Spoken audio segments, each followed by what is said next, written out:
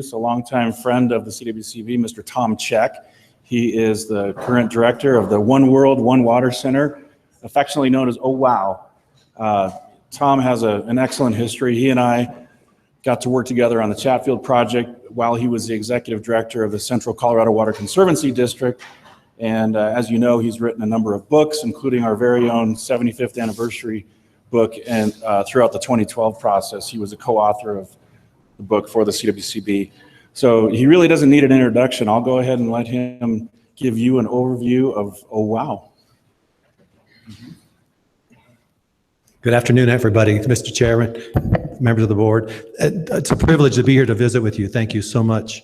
So my name's Tom Check. I'm here to talk about the One World, One Water Center at Metropolitan State University and potential connections with the State Water Plan. How many of you on the board have been on the Auraria campus in downtown Denver? Good. I started this job 5 years ago. I'd set foot on that campus twice in my life. I'd driven down Spear 100 times to meetings. I had no idea what was there. It is a tremendous place. 41,000 students go to school on that Auraria campus. There's Metropolitan State University of Denver, the Community College of Denver, and CU Denver there. MSU Denver has about half of those students, 21,000 students. No dormitories, so it's a commuter campus. They come to class, light rail, bus, car, bike, whatever. Established in '65, renamed MSU Denver, Metropolitan State University in 2012. And that's looking toward the Denver Center for the Performing Arts downtown. Our One World, One Water Center started in 2011 with a $1 million grant over 5 years, had three main goals. One was to establish a water studies minor or certificate for any academic department on campus. We'll talk about that. Second was to create water stewards on and beyond the campus. We'll talk about that. And then come up with experiential opportunities like field trips, internships. We'll talk more about that. And that's the sculpture in front of the Student Success Building. If it was designed as a piece of artwork at a university campus, we think one of the few pieces of art at a university or college campus dedicated for the entire university to think about water on their campus and beyond their campus. This building's along Auraria Parkway. There's a new engineering building going up along kind of by this is about a block south of the Pepsi Center. Real brief, that water studies minor, 18 credits, 3 core courses, water, kind of water 101. So they learn about water quality, water quantity, water law, water history, ancient water history, and the environment and water, drinking water, irrigation, all sorts of things. That's water essentials. Introduction to Colorado Water Law and Administration, probably our most popular class. It's for students that don't want to become a water attorney or a water engineer, but they learn about water rights, what's an in-stream flow right, what's an augmentation plan, what was the fight about with the wells, back in 2006, so they get a bit of a background on that. Taught by Madeline Wallace-Gross. She's in Jeff Kahn's office. She's our instructor there. Conflict resolution class in our speech department and a couple electives and then an internship. So developing the water stewards, what's been so fun with this is I get to work with departments all over the campus. Some of our, who would think of water and theater? So the Metro Basin Roundtable provided some funds to create a water theater troupe to go perform to 6th graders in the Denver, Aurora, Boulder area, and they reached out to about 4,000 6th graders to learn about, through a 10-minute theater performance, what's a rain shadow, what's a drought, why should I care about water pollution, why should I care about where my water comes from. The history department, we're going to have a new class on Colorado water history this fall in our history department. Industrial design, this fall, there's going to be a class where they're going to try and design a better rain barrel. One that don't leak, one that the mosquitoes can't get into, one that actually flows out through gravity, and then versus the things you buy now that are not the most efficient rain barrels in the world. The psychology department, we're working with Dr. Chad Mortensen. Part of their program is to come up, why do people want to change their behavior toward water conservation? And we have a program on campus through the CWCB I'll talk about later that he's going to help with.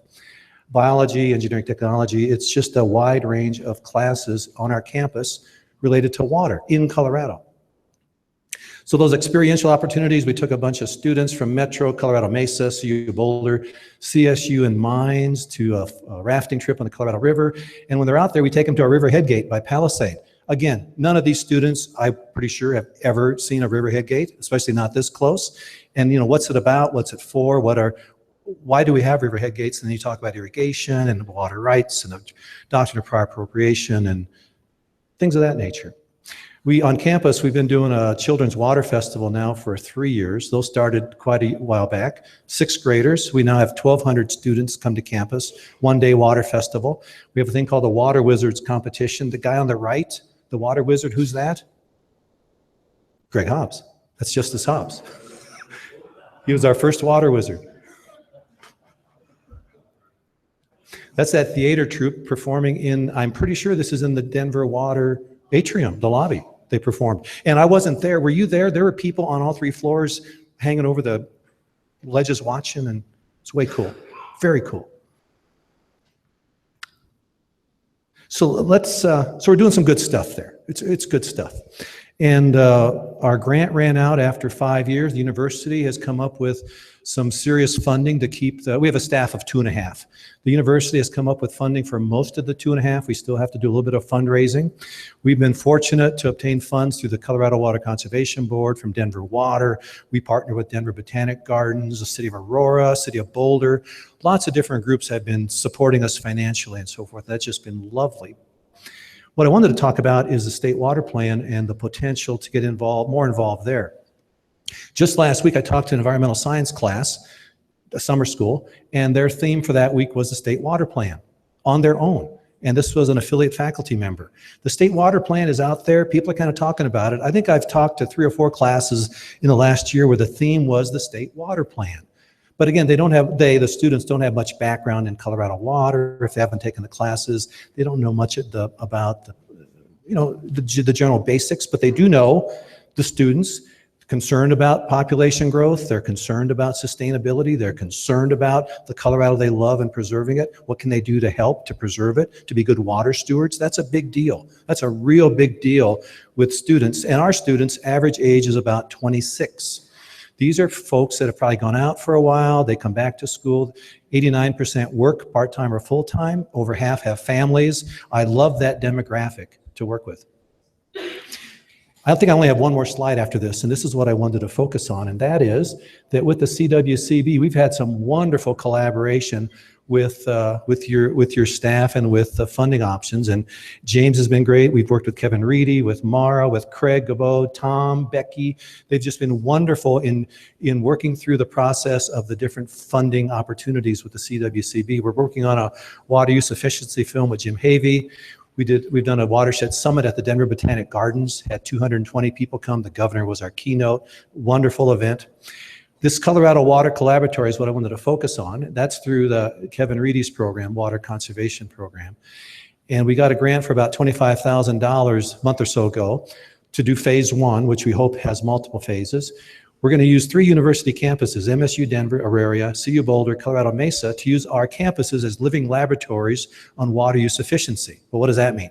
Well, first off, you got to do the baseline. Where's the water used indoor and outdoor? Where are the water meters located? Where's the bluegrass located? Kind of what's going on baseline. Phase 2, and we're also going to do a water survey of our faculty, staff, and students. What's your attitudes to water conservation, future population growth, things of that nature. And then the second phase would be to do more best practices on campus, which could involve sub-metering buildings, more data on our water use locations, do some more water use efficient plants, some xeriscaping. We're working with Denver Water on that, the Botanic Gardens and so forth. Each university would have their own way of doing this, but do some xeriscaping, and then water use, efficient water fountains and things of that nature. The goal of that second phase is then for students, faculty, and staff to take what they see on these 3 campuses, go home and try it there. Maybe I need to pay a little more attention on how much water I'm doing outside. Maybe I need to xeriscape. Maybe I need to pay more attention to my monthly water bill. Third would be the water energy nexus. Where can we conserve on energy to save water? Also in phase 2, our goal would be to expand this beyond the 3 universities and reach out to perhaps CSU Pueblo, Adams State, community colleges. Ideally, this program would occur at every university and college in the state, and you could easily see it going to high schools, easily. So what I wanted to just kind of food for thought is that Perhaps there's a way where the basin roundtables and or the board right here could be resources and connectors to our universities and colleges around the state, because the way it works to get into academia, which has been really fascinating, it's kind of like working with ditch and reservoir companies. You got to find the right person on the, if you want to find out information with a ditch or reservoir company, you got to find the right board member or have a good relation with the president or know the attorney. There's some you can work with, some you can't. It's really intriguing academia. You have to, the gatekeepers are the faculty, the professors. They're the ones that'll teach the students year after year, but you also you also need the support of the deans and ideally the university president. And they're so busy, that's sometimes tough. But the faculty are a key entry port to universities. So if you all have community colleges or universities in your basins where you could think of a faculty member or a dean that would be interested in maybe starting a new water class, using water as a theme, getting that conversation going, and then later on use that campus as a learning laboratory toward not just water conservation.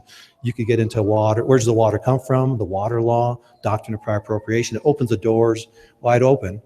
And you're hitting that demographic of those millennials, that 20 to 40, 35 age group, passionate about sustainability, passionate about stewardship. They want to leave the world a better place.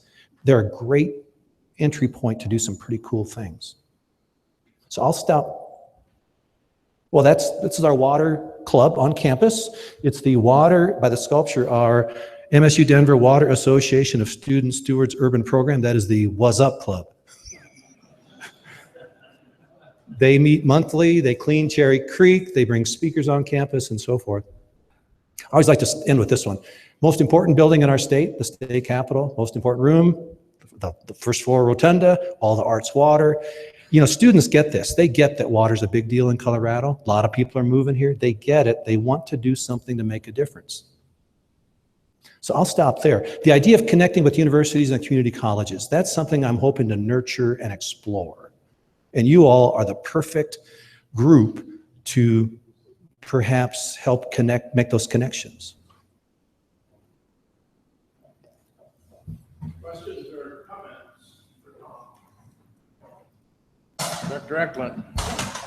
Thank you, Mr. Chairman. Thank you, Tom. I just wanted to say that on behalf of the staff, it's been a pleasure working with you, and you're really kind of pushing the envelope of or getting outside the box, right, or whatever the analogy is, that to get more people involved in this conversation. And it really is something that all 5.3 million Coloradans can't live without. So I really appreciate your efforts and look forward to, I think you're right, the board members here, every one of our basins, they are in pretty close contact with, or can be in close contact with, the institutions of higher education. Maybe not as close of contact as they once were, but they but they still nonetheless do know the people you're talking about, the deans, the professors, who might be logical first people to approach on this stuff. So Come back often. Thank you. And keep us posted. I think this is one of the best things happening in the world. When I took this job at Metro, I Googled water study minors, and they're always in the sciences. They're never in history, art, political science. I couldn't find any other example in the world except maybe one in Scotland, maybe. Well, It's pretty cool. Let's make it the best possible. And I think we'd like to see updates as often as you want to come see us. Love to. Thank you very much. And there's opportunities. And you know how to ask for grants, right?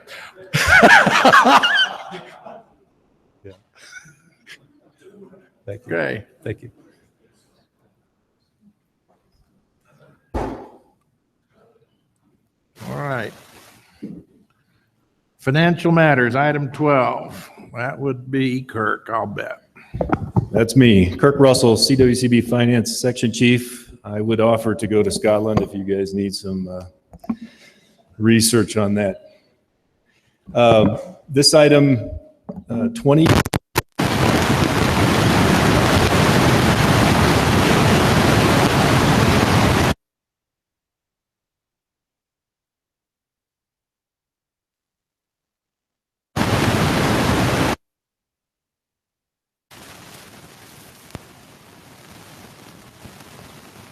Yeah, we wanted the sound of the river in there.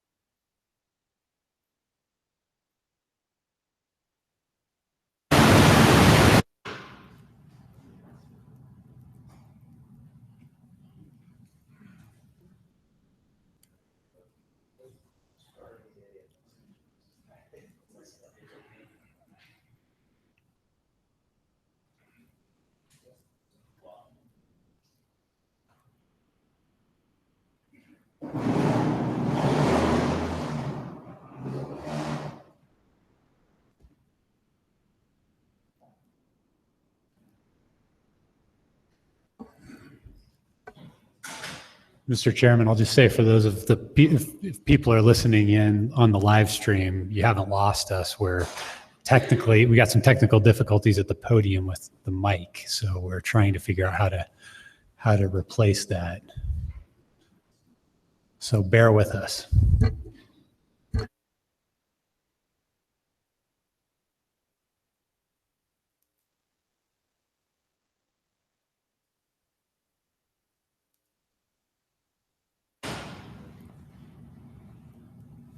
Can you work from another mic?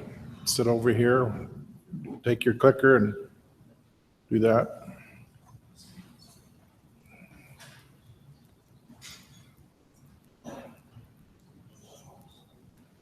Hello? Wow, this is different. Thank you.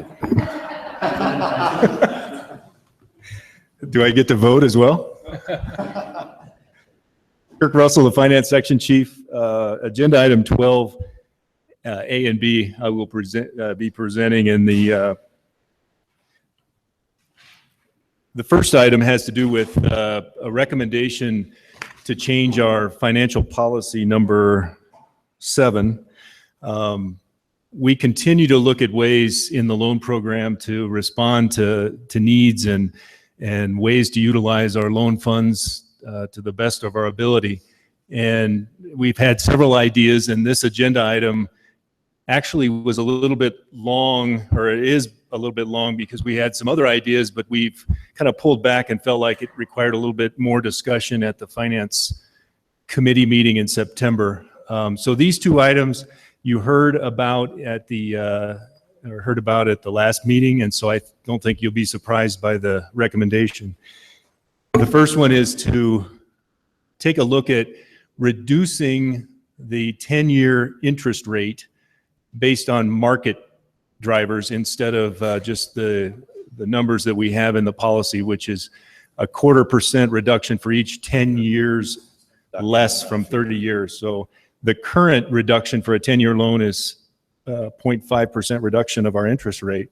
And what we've seen, because interest rates are so low in the market right now, what we've seen is I think there's an interest in moving short-term money quickly. And so we'd like to follow that market rate, and at each bi-monthly moment that we set those interest rates, we will also set a reduction for the 10-year. The 20-year interest rate will remain as a reduced 0.25% interest, and then the 10-year reduction will be based on that market. And to give you an example, right now the difference between the 30 and the 10 is 0.75, and so we're wanting to line up with that. So if we get borrowers coming in, we would like to offer that additional reduction. I do have an error on the board memo. It should read under letter A in the description, instead of the 40-year, it should say 30-year. I've got a typo there. And then the second change that we're looking at, and it's not, we've actually done this before. We just wanted to get it in policy and make it available to some borrowers. We've had some interest in extending some of the terms of a loan out to 40 years, and our policy doesn't describe how we would do that. And so in the past, we have added a 0.25% onto the 30-year term to make it a 40-year term. And we've put some clarifiers in the policy where we think that would apply. And it was not logical to use that on projects that are maybe have a shorter lifespan, such as meters or even hydropower plants. Seem like that might be outside of what we'd like to do. So with that, the recommendation is to make those modifications, and they're also shown on the PowerPoint. Questions or comments on item 12A?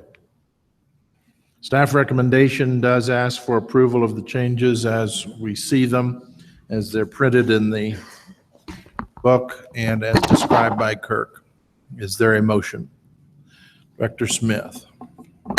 Thank you. Thank you, Mr. Chairman, and I would move approval of staff recommendation as presented with the correction on item B to read 30 years. On item A. Item A, yes. Is that right? Which one was it? A. Yeah, I That's A. thought it was. Yes. Yeah, thank you. And seconded by Director McLeod. Is there discussion? All in favor of the motion, please say aye. Aye. All opposed, no. Motion carries. Kirk? Thank you. Agenda item 12B, again, Kirk Russell, Finance Section Chief. Agenda item B is a informational only item with the Director Yon and his participation on the board. I certainly welcome your questions. The board hears this information regularly. And so if I've run through stuff, and fortunately we were able to sit down with Director Yon in our office and kind of walk through some of this, but feel free to ask questions if it seems like I'm moving real fast through this. What I'm presenting is the end of last fiscal year, and so the handout you're looking at is really our check as to, we had projections, a lot of things are floating around, different assumptions made throughout the year, and so we're excited when we see those numbers kind of close into the reality on the fund at the end of the year. The end story is that both the construction fund and severance tax perpetual base fund are very healthy. The construction fund final balance and a lot of the details will come together yet through our financial statement that will be prepared by an outside accounting firm. But right now the numbers look like we'll be about $50 million available unrestricted in the construction fund. A couple items I would note on this sheet on line number 4. So to think in terms of where we're headed next, in September, we'll talk about the non-reimbursable investments that are related to how much money we get in from federal mineral lease. It was interesting last year when we started the year, the assumption on line number 4 was 13.5 million. Federal mineral lease dropped considerably. So we moved into the last year's projects bill with an assumption of getting about 13.5 million. And that federal mineral lease projection that we get out of Ledge Council is usually pretty solid. So it was really a surprise to see that it was almost $4 million less than what we assumed. We'll end the year at about, $10 million, I think, in federal mineral lease. Going forward, when we start talking on the next few pages, we moved $5 million from severance tax last year in the projects bill to help offset this shortage that we're seeing out of federal mineral lease, which will allow us to continue to do the projects bill items that we've done in the past.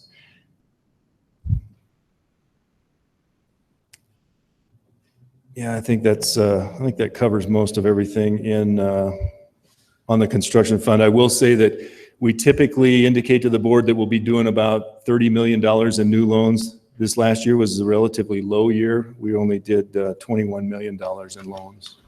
So moving to severance tax. Interesting also on the revenue side, when we projected last year at the start of the year on line item number 4, the severance tax revenue projections at this time last year were about $20 million. Might have been about 24. We see a quarterly estimate come in and we try to stay in tune with that estimate. That estimate actually went down to 10 million at one point, and now we'll be back up to 20 million. So we've talked regularly about the fluctuation in severance tax. Not only does it fluctuate, but the projections to try to determine what that ultimate number is going to be seems to be all over the place. So we are very fortunate on the loan program side that we don't count those eggs until they're hatched. We try to give the board a good idea of what to expect, but we certainly do not obligate those funds until we have them in hand. You heard Director Randall talk about the severance tax decisions that are being made. The item on the lower right, I've identified Senate Bill 218. We have a restriction on our funds of $19.1 million. So the unrestricted dollar amount, even though I indicate on here it's about 60 million, it's less than that because of that restriction. We'll wait and see if that gets lifted or if that will actually be utilized. So anywhere between 40 and 60 million out of severance tax is available.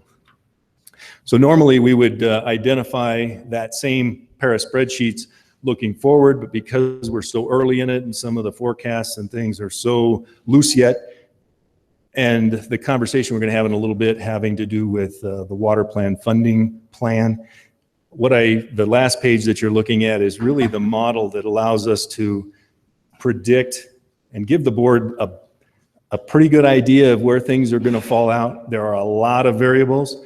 I think that the beauty of this program and the way we operate, we try to give you a good idea, but in the end, it still allows us to be relatively mobile if surprises show up. If there's a large loan or there's a significant reduction in severance tax revenue. But in general, this last page, the two columns, one's construction fund on the left, column on the right is severance tax, and it kind of shows you some of the pieces that we collect throughout the last 3 or 4 months as we look forward. A lot of assumptions made in here. Severance tax revenues for next fiscal year. Again, those predictions are very, very volatile, but they appear to run for the loan program upwards of 40 million. This coming year, they're at 20 million. Last year, they were 20 million. And when we talk about the water plant funding, I'll show you kind of the effect that has. But this last page, what you're looking at is the analysis that really lets us move forward with this $25 million for the next 3 years. And I'll save that message for when that conversation happens in a couple agenda items. So that's all I have on these. The funds are healthy. Steve Biondo will be presenting the results of those audit statements in November. And we will gather in September for conversation on non-reimbursables. So any questions, I'd be happy to answer. Anything for Kirk on these numbers? Great. Thank you. What's next? Jonathan. Item 13.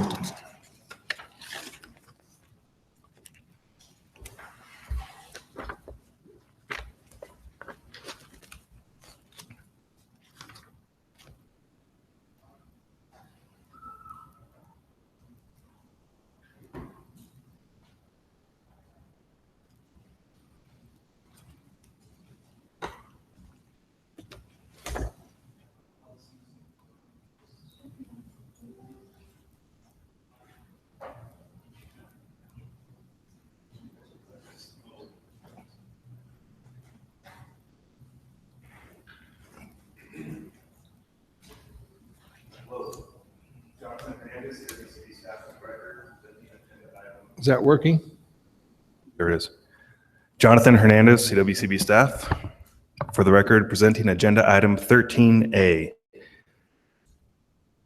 Loan request from the Southeastern Colorado Water Conservancy District for the Arkansas Valley Conduit Phase 1 Pueblo Dam Hydroelectric Project.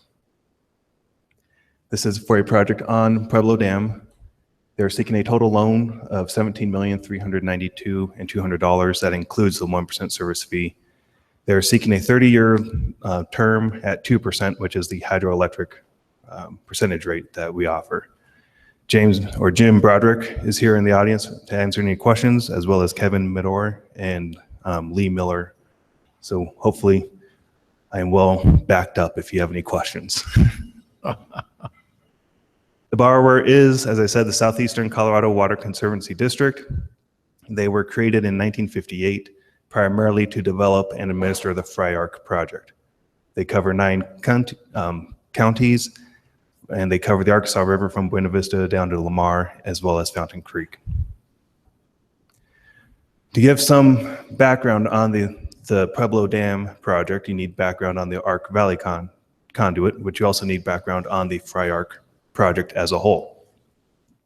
So this photo is from a very historic day when John F. Kennedy visited Pueblo, and many esteemed people were in the audience, as I understand.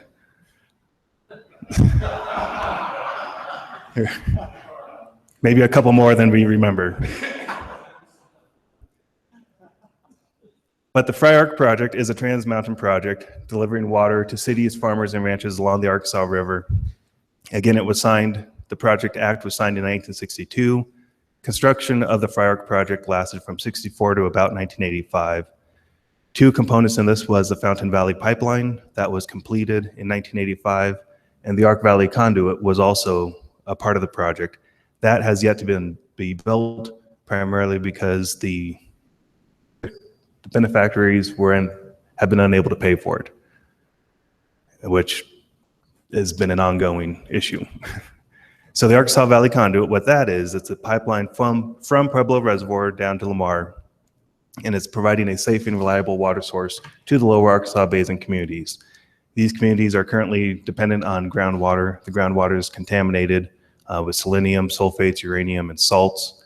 14 of the water providers are currently under CDPHE orders to clean up their water supply, which is, again, the contaminated groundwater. The Ark Valley Conduit seeks to provide a replacement for that source.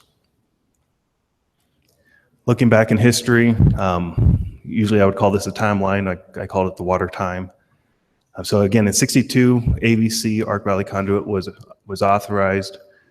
In 2006, now we jumped quite a bit further, this board approved a $60 million loan to Southeastern, and that was to provide a local cash match of that time 20%. 2007 projects bill provided the authorization for that $60 million. The 2009 projects bill extended that authorization till 2021. In 2009, the federal Congress authorized the ABC cost share. Quick note is the cost share they authorized is now 35% instead of the 20%. In 2011 now, the Bureau of Reclamation, who owns the dam, they issued a hydropower resource assessment report. This report looked at all their facilities in Colorado to identify the hydro potential. In that report, it identified Pueblo Dam as the most attractive place for hydro in the state. In 2011, the Reclamation issued the solicitation for the LOPP, that is a lease of power privilege for Reclamation to allow hydro to occur on the dam. And in 2012, Reclamation awarded the preliminary LOPP to Southeastern. Now, looking back at the 2006 approval that this board had, at that time, the estimated project cost was $300 million. Again, this was a planning number. We needed some number to go off of, and that was the best planning number at the time. We were also looking at a 20% cost share, and so that is how the $60 million, we arrived at that number. That loan, as approved by the board, was to be repaid by 41 participating water providers, but using Southeastern as the main entity responsible for that loan. The loan approval included 9 additional conditions, which I summarized in Table 4 of the board memo. And one of those conditions is that a final feasibility was required. So back in 2006, it was a little bit more than a conceptual design, but it wasn't final by any means. And so the board said, yes, we will approve the $60 million to show the cash match, but you need to come back to us with specifics on what this project is before we can issue a contract. And so in part, that's what this meeting is for, is coming back with specifics for the first phase of that project. So now we're looking at the Pueblo Dam Hydro Project, which again, phase one of the project, but we will now just be looking at that as the project for this contract request. Hydro was contemplated with the development of the Fry Arc project. It's always been a contemplation that Reclamation had. But it wasn't until 2011 that we really had the catalyst to integrate the hydro into the AVC project. Again, 2011 was when Reclamation issued the report identifying Pueblo Dam as a very attractive hydro location, issued the LOPP solicitation, and again in 2012 awarded that to Southeastern. And that was really what was, again, the catalyst to put this into the AVC project. The specific elements that they're looking at is a 7.5 megawatt facility. And this is going to be a run-of-the-river facility. So it's going to use the existing releases to the river. This hydro will be dependent completely on what would naturally, or not naturally, but what would be the releases out of the dam. So in other words, when the water managers are figuring out what's being released, hydro will not be a component of that decision-making. But hydro will be will benefit from those releases. The facility, on an average year, using the average releases, will generate 28 million kilowatt hours per year. And just to give some equivalent, that's about 3,300 homes annually. In the first issuance of the board memo, I had in there 40,000 homes. In a hurry, I messed up a unit there. As we hear words matter, as an engineer, I will remind you, units matter also. So 3,300 homes is the equivalent. This project will build 125 feet of 73-inch penstock, 3 turbines, 2 generators, a powerhouse, and power lines that would be needed for this project. So that is the specific project of this request. This is an aerial showing the outlet of Pueblo Dam. If you look at the blue line, that is the existing 90-inch SDS pipeline. When SDS was built, they knew that hydro would likely be at this location, and so they have 2 existing 60-inch diameter turnouts on the SDS pipeline. This will be the same turnouts that this project will use. The green shaded area is roughly the footprint of the construction boundary, so very small footprint, 0.3 acres. And in the bottom right, we have an artistic rendering of what the powerhouse will look like. So again, right along the river.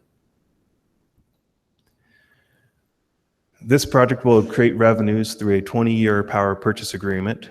That purchase agreement is through Colorado Springs Utilities, and that power will be used at Fort Carson. The power purchase agreement, as I said, it is a 20-year term. There are options for the parties to extend that at the end of the 20 years. Expenses of this project will be the hydroelectric plant itself, so the operation and maintenance costs, the repair replacement fund, transmission fees, the LOPP charge. Also, of course, this annual loan payment to us will be an expense. And the remaining profits after that will be dedicated to the Ark Valley conduit cost. And all of that will be to help offset the future cost that these communities will have to bear in building Ark Valley conduit and running the conduit. And in the green, you have here kind of the projected, again, this is using the average river flow. It will be dependent on the river flow, but they're looking at, by the first year, you know, it's more an investment. Only $27,000 is projected to be extra, but every year this increases. By year 11, they're looking at $371,000 that would be made available per year for AVC. By year 31, once the loan payments drop off, it's now jumping to near $1.9 million. And so that, again, those revenues will be dedicated to the cost, to offset the cost of Ark Valley conduit. Financial summary, the total project cost is $19,060,000. They're seeking a 90%, approximately 90% loan. Again, this is a 2% hydro rate for 30 years. The original approval back in 2006 had them at the mid-municipal rate, but because this phase is specific to hydro, staff deemed it appropriate to provide the hydro rate of 2%. And that is in the staff recommendation. Financial ratios indicate that they're an average borrower. The collateral for this will be the power revenues with the annual financial reporting. This is technically a variance because our policy would require a rate covenant. For most of our borrowers, this is a very practical thing to receive. For hydro cases, the PPA really serves that purpose. And so this was very similar to the Northern Hydro. We did not take a rate covenant either, but it is technically a variance from the policy, so I do point that out. And with that, I guess the historic photo again, and I will leave time for the board to have, if you have any questions of me or Southeastern. So both Jim and Lee are here. Do either one of you want to come up and say anything to us?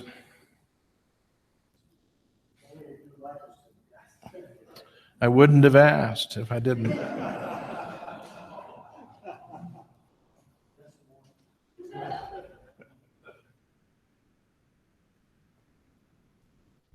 Thank you, Mr. Chairman, for asking. My name is Jim Broderick, the Executive Director for Southeastern Water Conservancy District.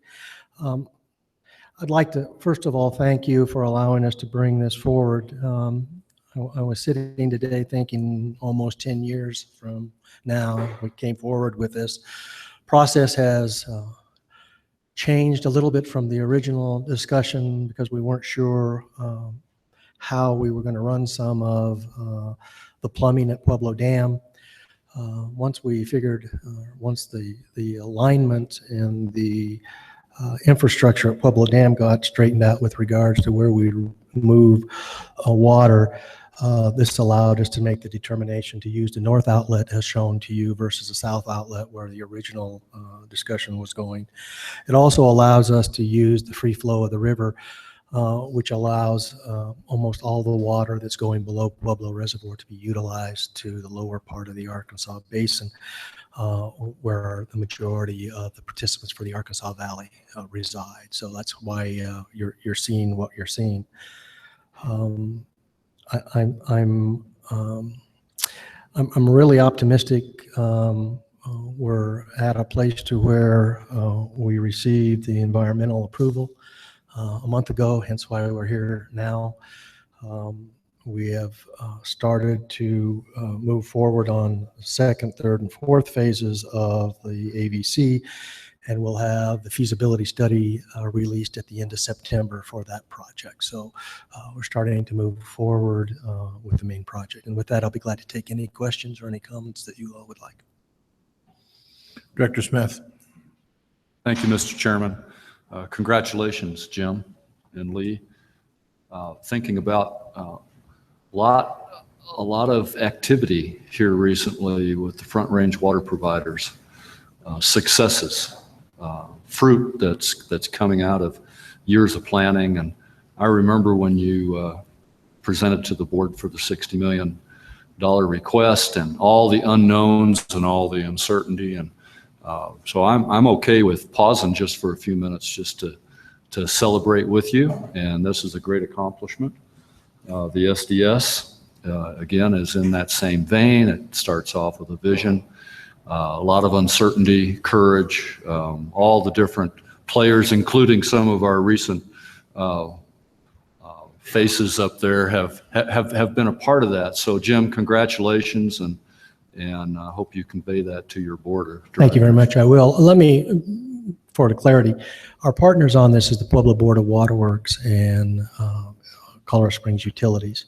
They also are our partners, and so the interaction between both those entities and SDS allowed us to be able to tap the SDS pipeline to move down. So it was a joint effort. It's a collaboration of trying to move resources to where they're needed, and so thank you very much. Director Wells. Jim, I wanted to ask, I think this is the case, but I wanted to be sure that Security, Wide Field, and Fountain would be beneficiaries of this project. I ask because those are the communities whose groundwater is currently contaminated with PFCs or PCFs or something. Are they not beneficiaries eventually of the canal? they are not beneficiaries of the AVC. They are beneficiaries of the of the Fountain Valley pipeline, Okay. which takes water up, which was one of the first conduits that were moved up. Part of those entities are beneficiaries of SDS, not all of them.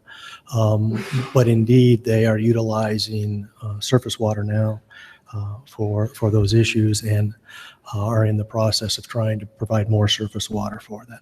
But for this project, they are not.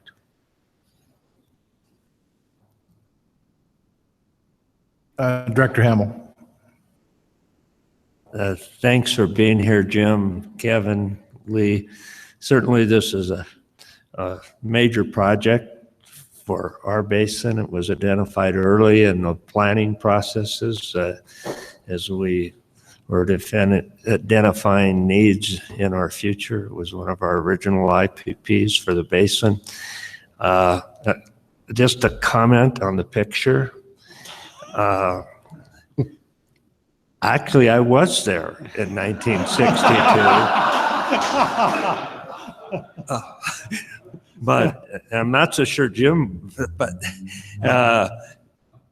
I was standing on Abriendo Avenue that leads to District 60 Dutch Clark Stadium, where the president signed into law, President Kennedy, the bill, watching it go by. I was a student at that time at Pueblo Junior College, already working in water, had been for 2 years. Didn't have all the pieces put together on how all this was going to come to be. I just figured out, gosh, there is something behind water coming to the tap. I was involved in the pumping side of it at the Porto Water Works, but it was great to be there that day, but I didn't really appreciate it until many years later. So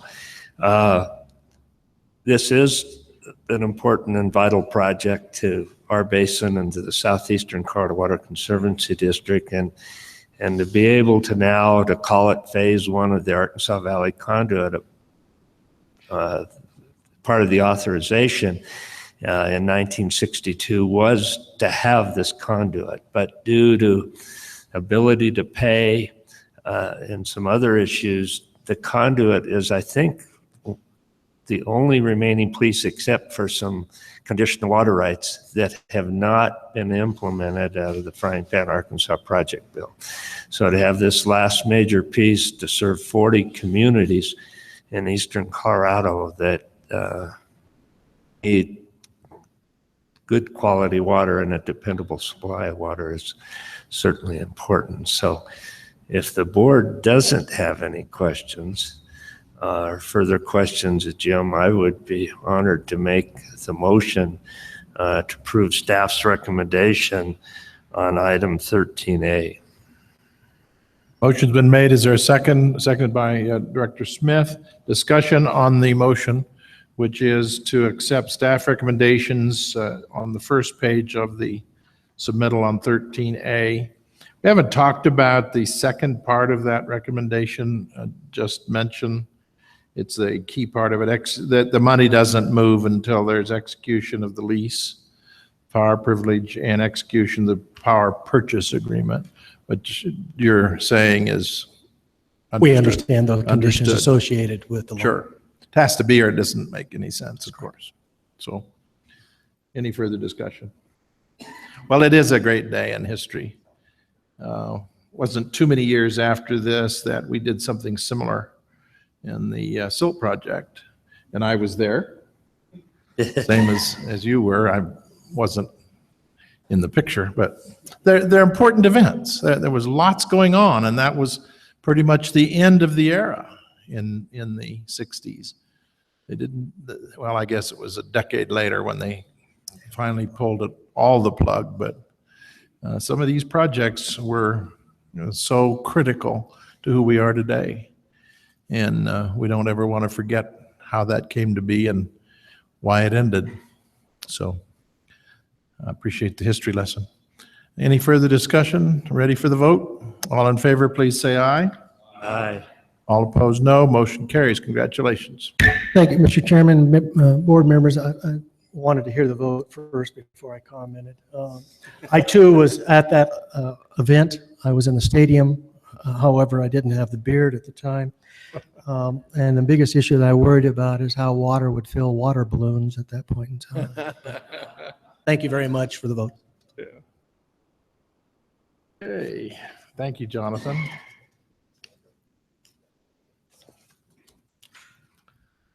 So next is 12B, or 13B, excuse me.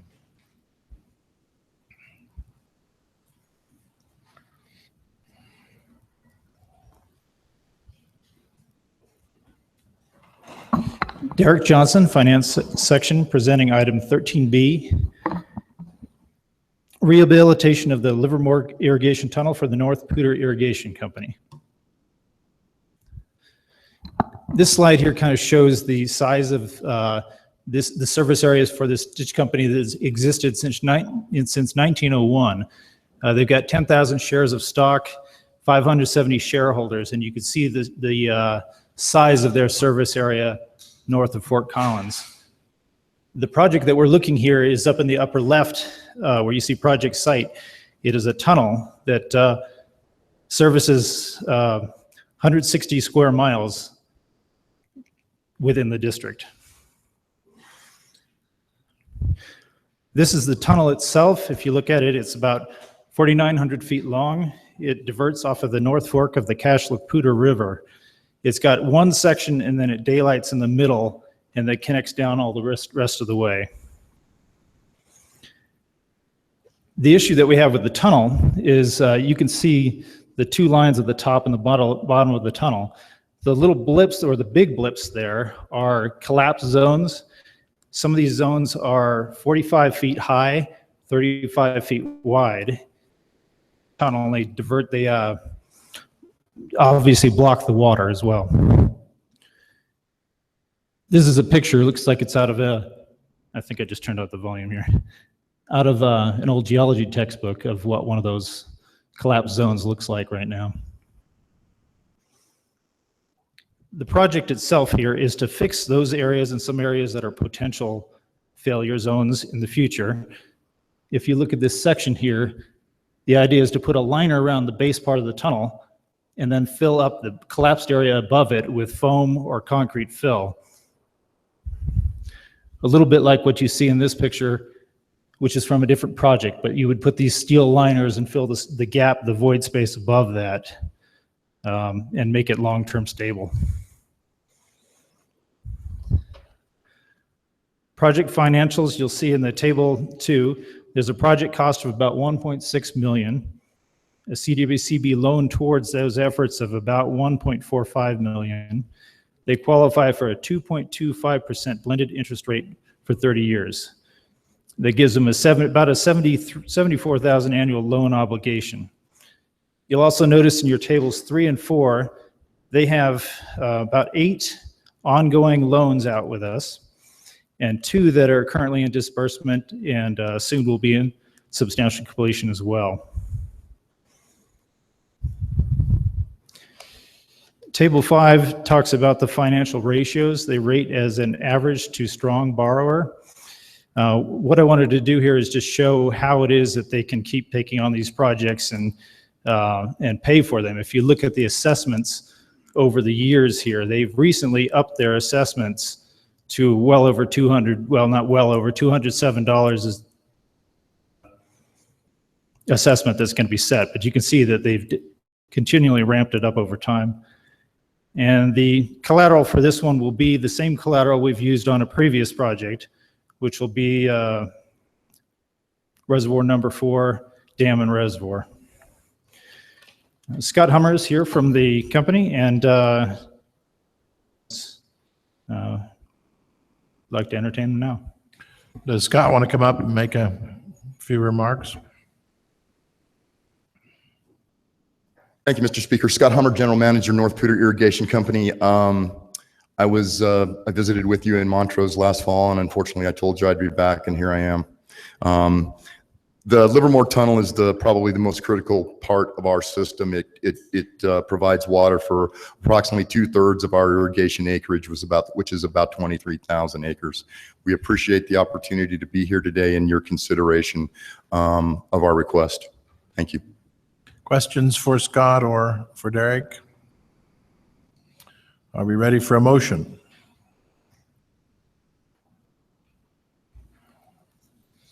Director Yon. I would move staff recommendation on item 13B. And I would just like to thank Scott for coming. We had him at our roundtable, which we didn't fund him for a WSRA fund request, but that wasn't because of the project. We think it's a very noble project and it needs to be done. It's just that it was more of a maintenance project and we didn't see that fitting with our WSRA fund. So thanks for coming back here, Scott. Thank you, Director Young. Either way. Is there a second? Second. Seconded by Director Wattenberg. Is there any further discussion? Ready for the vote? All in favor, please say aye. Aye. All opposed, no. Motion's carried. Thank you, sir. Thank Certainly. you all.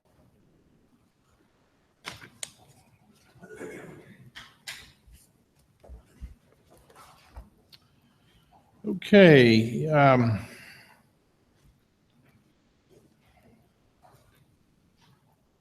14, Colorado's water plan, and Kirk, you're up. Kirk Russell, And I Finance. do have one request from the public, so we'll include that before we go to action.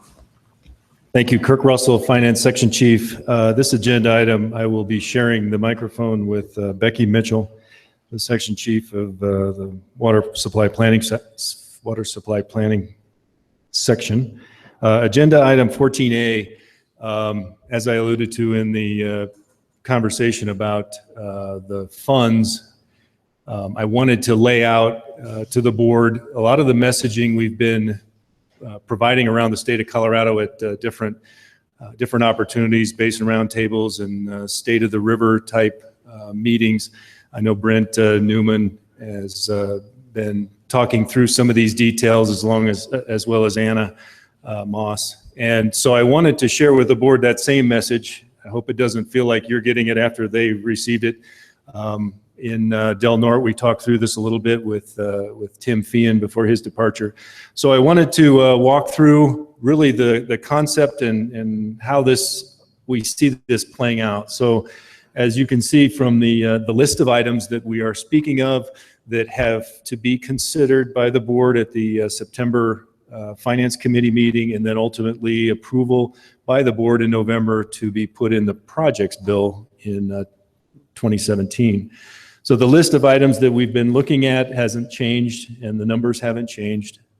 And they include a $50 million guarantee loan fund, $10 million in water supply reserve funding assistance, $5 million for watershed restoration, and $10 million additional money for board's approval of non-reimbursable investment type projects, a total of $75 million in addition to our normal business that we will provide information on in September. So this is in excess of really normal. So what I want to talk about, this is where I'm going to take you, and then we'll summarize this after I'm done. Becky said I have 2 minutes of the 20 minutes. She says I've already used my 2 minutes, so I will wrap this up. No. So the basic concept here is the effort to identify the needs in the water plan and find ways to at least offset some of the cost. And so what I want to talk through is, where is the money coming from? We've been talking the last couple of board meetings about the sky is falling, we don't have any money. I want to share with you how this played out and why there is money available to do some of these good projects around the state. Also, what is a loan guarantee fund? We've had some questions about what is this? Give us some more information. So I want to share that with the board, and then what the next steps are. Except for Director Yon, most of you have seen this slide, how our money is processed and ultimately how we spend it. Across the top, the Severance Tax Perpetual Base Fund is a revolving loan fund. It receives revenue, new money from severance tax, and that's that severance tax revenue that's fairly low this year. The middle bucket is the construction fund, and it receives new money from federal mineral lease. As I indicated, that revenue stream is down a fair bit as well. And that is a revolving fund. And then the bucket on the far right is the fund that DNR manages called the operational account, severance tax operational account that CWCB has access to, 1.3 million each year that the board considers grants in January, get approved in March, and then the spending is provided in July. And so those are really the workhorses in this process. Now, I indicated that in the projects bill, we put this $5 million transfer from perpetual base over to construction fund to help offset some of the federal mineral lease shortages. And this year, we're going to certainly need that. The $15 million number in the middle, that represents the operations of CWCB plus typical non-reimbursable project investments. So round numbers, that's about 15 million every year, projects bill related.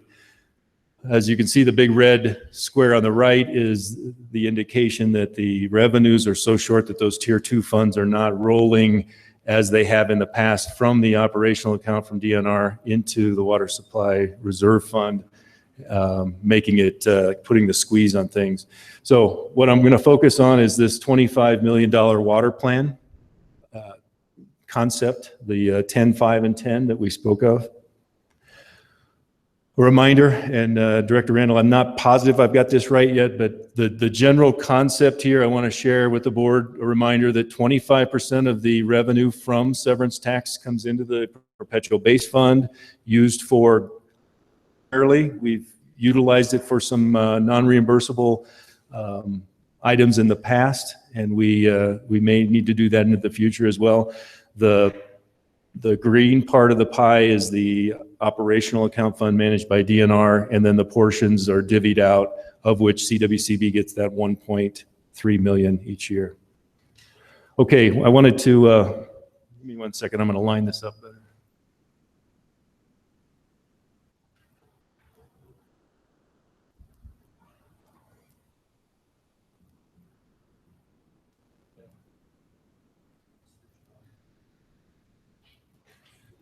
I think that's close enough.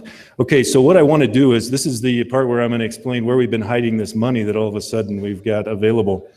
A reminder of how the money moves in. And this is a chart that identifies the millions of dollars of new money in these two accounts, the construction fund and perpetual base. Again, this is new money. These two funds are revolving, and so the principal continues to circle back around. This is the new money side.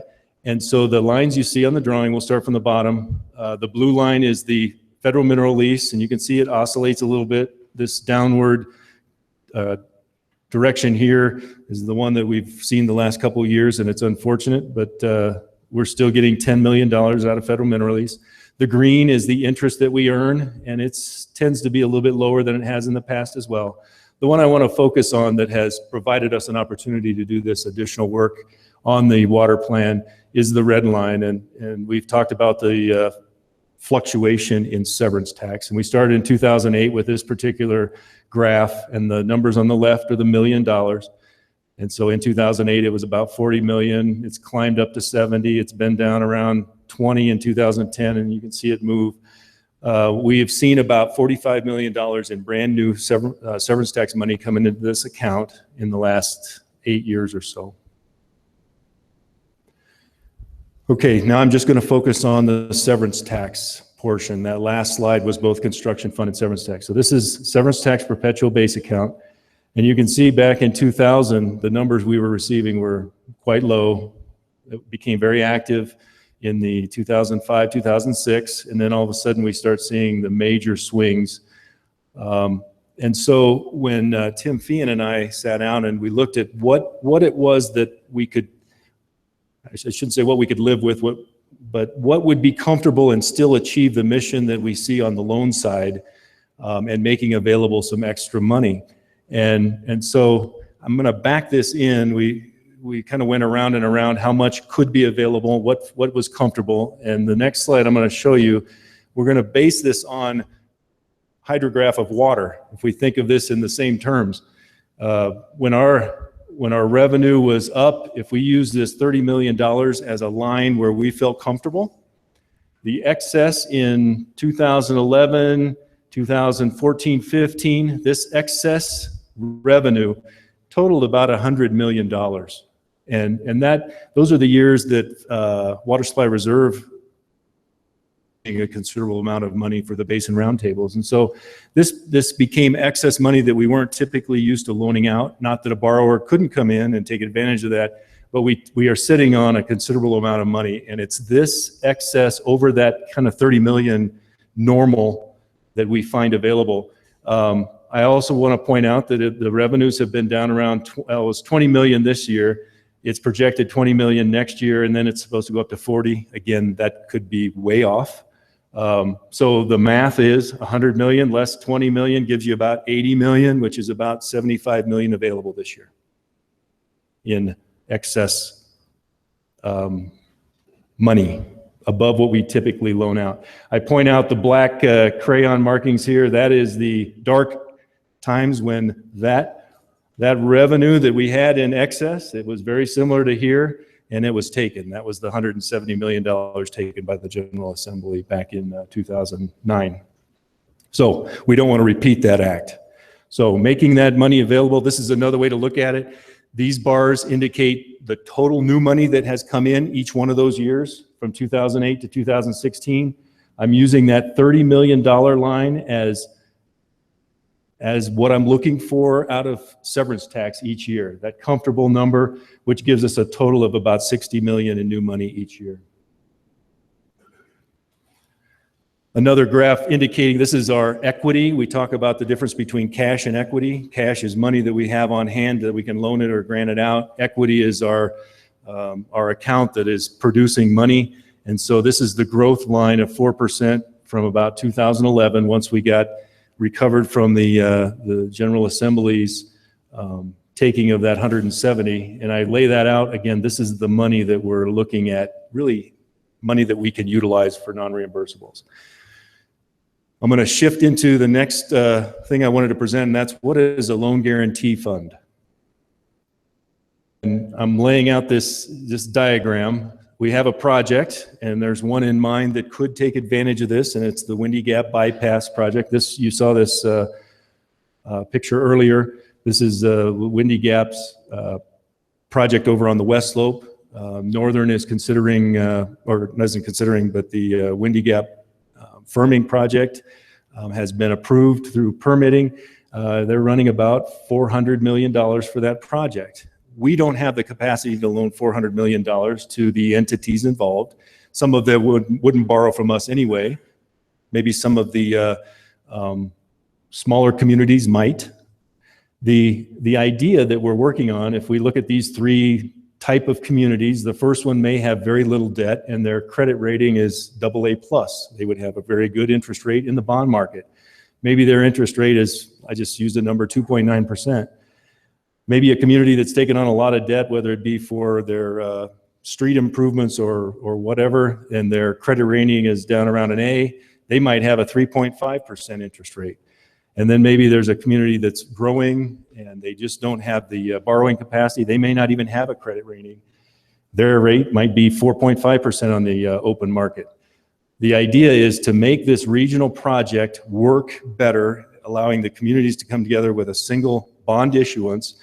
The CWCB would take money and set it aside, and this could change through the course of some conversations, but to set that aside and almost become an insurance policy, a moral obligation of the state to say we back this project, which would allow some of these lower credit ratings to be up at the more advantageous rating of the better borrower. And so this money would be sitting there. It doesn't leave unless there is some sort of problem with one of the borrowers, and that's the process that this would help solve. Not only that, as you can imagine, having multiple borrowers in one project is problematic, and when the money comes in and how one community, whether it's trust or just concern of the other community's ability to bring the money to the table at the right time, this will help ease some of that.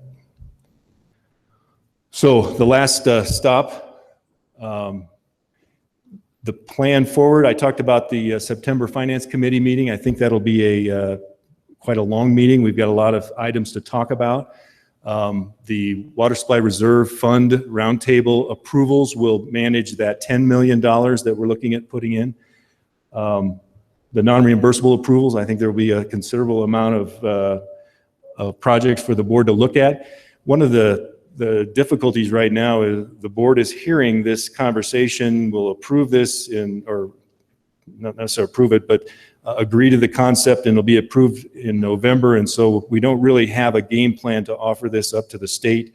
And I do think that there will be a little bit of a lag in this money available to the state. But I have received indication from staff that there's a lot of these funds that we have that are needing to be refreshed, that I think the board will see that it will be needing to take advantage of some of this additional money. And then the policy and guideline changes that might be necessary as a result. And this money is available on July 1, 2017, because it is projects bill related. I want to point out to the board in a final statement that this concept, that 100 million that I showed, really only covers about 3 years of this concept. I know we've been talking 3 to 5 years of assistance through the water plan, but I believe that once we'll get to that, about 3 years out, we're going to have difficulty maintaining that same status that allows us to do the things we're doing. Obviously, revenues from severance tax could change and change my opinion about that, but right now it looks like that could be a 3-year plan with $25 million each year, and it will need to be in the projects bill each year as well. So, but I feel confident in the 75 total. And then after that, I'm available for questions, or you can bring Becky up for her agenda item. I have a couple questions to start. So the loan guarantee concept, what is the amount of money that you think will be set aside for loan guarantee for large projects? We don't have an absolute number yet. The idea is this 50 million is currently cash available that we could set aside for that purpose and still do what we're doing. I think in a general sense, the assumption is it's about 10% of the total project borrowed amount. In this case, if we estimated the project at 400 million, some borrowers may be bringing cash and they wouldn't borrow, so it may not be a debt of 400 million. So 10% of 400 is 40. We're thinking it could be less than that, but we're wanting to set aside 50 million at this time. There could be other projects that could take advantage of this as well. Okay, so that becomes unproductive money. The benefit goes to the borrower. The borrower can leverage better interest rate from whoever the lender is. I didn't hear you say we were paid a fee for that money. And so it's sitting here at whatever our interest rate is. It's less than a percent, I think, what we're receiving. So that's unproductive money supporting a very noble project, but could be large projects. But then if we get to a period like we're getting to, that there isn't as much money available for WSRA grants and loans, we set ourselves up for complaints from one set of our customers that we are benefiting another set of customers that they're not paying anything for. How do we handle that? That's a great question, and that you are 100% correct in that if we set this money aside, we are restricting its use. I guess it is possible that over time, if we set aside a portion of a particular project, the risk associated with the repayment of that eventually comes down, right, making that money now available for other purposes. Those details are still to be worked out. Well, they have to be negotiated. Every loan has to have that negotiated. How long will the money need to be kept there for the guarantee? So it's unknowable at this point. Correct. Yeah, and one of the things that I don't know if this helps or makes it more complicated, but if we look at a normal situation that we would loan money on, we likely wouldn't lend money to these types. We would loan money to maybe the weaker borrower, which is pretty standard for us. We take care of those that pay their bills. They're a great borrower. but they tend to be maybe on the weaker side according to the market. And so the other option is to loan it to them, and then we've lost, I think, the benefit of that regionalized borrowing. But correct, we've got to work through the details on the charge associated with that. As an example, the Ark Valley conduit has been reserved for quite a bit of time. The $60 million it has set in Treasury. This $50 million would sit in Treasury as well. Certainly the board would have to decide what kind of charge there would be associated with letting this sit unused, unavailable for other purposes. Thank you. Other questions or comments? Director Smith. Thank you, Mr. Chairman. And Director George brings up a great question that I think we need to flesh out. The idea of being able to incentivize and promote regional concepts, and the idea to negotiate, and over the course of time, there will be some benchmarks where that guarantee becomes less. During that time, there's, as these three entities that you've described may have other opportunities for funding. So I think developing, and I agree with Director George's example, this idea that we're promoting, and that's spelled out in the water plan. How do we promote regional projects? Promote, incentivize. I think that's the first goal, and then how we could work out the terms and negotiation. And that, negotiation means different things to different people. And it's not to mean that it's winners and losers. It's, again, my idea would be we want to promote now these regional projects that are out there. And this was a real green proposal in May at Del Norte. I think it's ripening a little bit more. I'm still encouraged, and I think it's a good plan forward. So nice work to the finance section and others. And I would be remiss in not involving the fact that Mike Broad with Water and Power Authority has been involved with us throughout this and will continue to be. We had a meeting with them yesterday afternoon, speaking to the northern folks. And so a lot of this stuff is coming together in the near term as a result of those conversations. So that regional concept, one of the sale points on this is we are leveraging some money to get national market money. And so it kind of falls into that same one when we say leverage money on grants. It's the same concept here. We're trying to leverage our limited resource for a much bigger project. Director McLeod.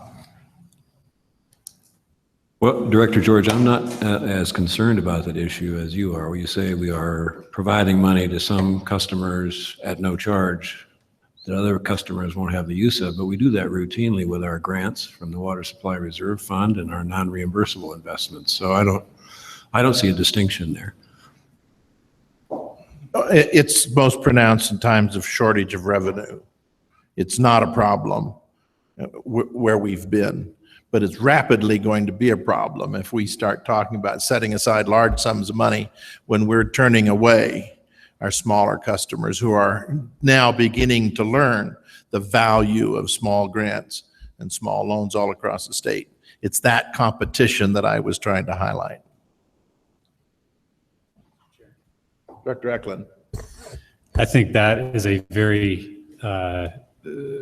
important point to keep in mind. And that's something the board has done routinely since it's been doing this work since the 70s and 80s. You've had to strike that right balance. And I think you can continue to do that, but you've got to keep it in mind. So I appreciate making the point. Just to cheerlead a little bit about this concept, I'm a big fan. And the reason I'm a big fan is because in years when, if you go back to the dark times slide, and then you see where we are today, the difference between where we sat back then and where we are now is the fact that we've got a plan and we've got basins that know both on the consumptive side and on the non-consumptive side, what is out there. And really, we, for the first time, can put our arms around the severity of the need. And this gives us, the loan guarantee fund gives us a little bit of discretion and a little bit of wiggle room, because we're not going to know the roller coaster ride that is severance tax in advance. And so we're going to have a little bit of wiggle room there. And this seems to provide that. And then the other numbers that were on Kirk's first slide with regard to the Water Supply Reserve Fund, the Watershed Reserve, the Watershed Restoration Program, and that's the one. And then the project non-reimbursable funding. If you have the loan guarantee fund in there, that becomes a place where if projects don't show up at your door, then you're at least able to take a little bit of the sting out of a down year. Whereas the way we do it, the way we do it now is we just kind of wait and see what we have, and there's not a real amount of certainty for this board moving into not this fiscal year but the subsequent fiscal year. So I really like it, and I hope, like Director Smith said, we can continue to mature this idea so that it's ready to go in September.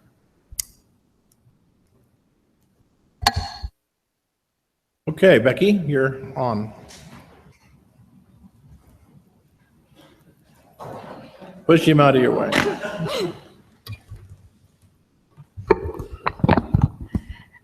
This is agenda item 14B, Colorado's water plan implementation. Becky Mitchell for the record. Good afternoon. Today we wanted to provide the board with a progress report on how the measurable objectives and goals of Colorado's water plan are being achieved since November, when the water plan was delivered to the governor early, on the record again. So in November, you might recall that Director George charged the CWCB staff with putting our money where our mouth is to demonstrate that the agency and staff actions are striving to meet the measurable objectives and actions throughout the entire water plan, but specifically Chapter 10. The board expressed their desire for tracking and accountability of the progress. We didn't want a plan that sat on the shelf. That's always been the case. We didn't want that. In preparing for today's agenda item, our staff sat down and went through the critical action plan. We spend every day working with the stakeholders and water managers from around the state. But even we were surprised at the outcome. Measurable progress is occurring on these critical actions all across the state. What we've learned is there's a tremendous amount of implementation activity happening at the Basin Roundtable and local level. There is no doubt that some of the critical actions may require and benefit greatly from thoughtful legislation or action by the governor's office. However, Colorado's water plan was designed to assist the Basin Roundtables and other on-the-ground groups of stakeholders and water managers locally identified goals and actions in the Basin implementation plans. The greatest value is realized in well-funded, locally driven initiatives rather than a top-down approach, as we have seen throughout the water plan creation process. And to that end, a remarkable amount of progress has been made since November. Through the work of the Basin Roundtables, conservation and conservancy districts, watershed collaboratives, and organizations across the state, and through the implementation of the WSRA grants and CWCB loans, the state is working together to solve our water challenges and meet our future water needs. Colorado's water plan is driving together to solve our water challenges. Is driving change and being cited heavily in water efforts statewide because of the consensus building that took place, drawing heavily on that grassroots efforts. We don't want to change that now, especially the processes like the Basin Roundtable process, the work of the Interbasin Compact Committee, and the over 30,000 public comments received.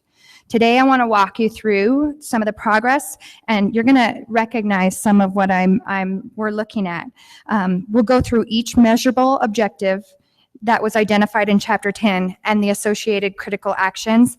And we believe you'll realize the amazing progress that the state is experiencing, just as we did. So I'm hoping you recognize this presentation outline. It's really similar to the outline of Chapter 10, like exactly. This is where we really looked at the measurable objectives. If you don't recognize this, maybe you're more of a visual person and you can remember the wedge wheel and how we looked at things in that way and how everything worked together. So I want to start at A and go through there. I think you might remember that Colorado's water plan set a measurable objective of reducing the projected 2050 municipal and industrial gap from as much as 560,000 acre feet to zero by 2030. That was a big step. That was a big, big, big step. And so that didn't come lightly. We know there are critical actions to meet those gaps. The first one, I don't expect you to read these slides, just so you know, but I'll give you the little bit of cliff notes, and I can tell you what we're doing on each of those critical actions. So there was 2 critical actions associated with meeting the supply and demand gap and that measurable objective. The first was really focused on supporting basin roundtables and implementation. What have we done since November? What's happening? Well, here you go. First of all, the WSRA funding. You might recall that $4 million in WSRA funds was distributed from the state and basin accounts at our March 2016 meeting. Basin roundtables have begun to revise the criteria and rating of those WSRA applications to achieve the goals and measurable outcomes identified in those basin implementation plans. Applications have already begun to include supporting information regarding how those projects have met basin implementation plans and Colorado Water Plan goals. This is happening at both grant application and loans on the loan level. Finance section members have begun to provide the board with information regarding how the project meets water plan goals and measurable objectives from Chapter 10.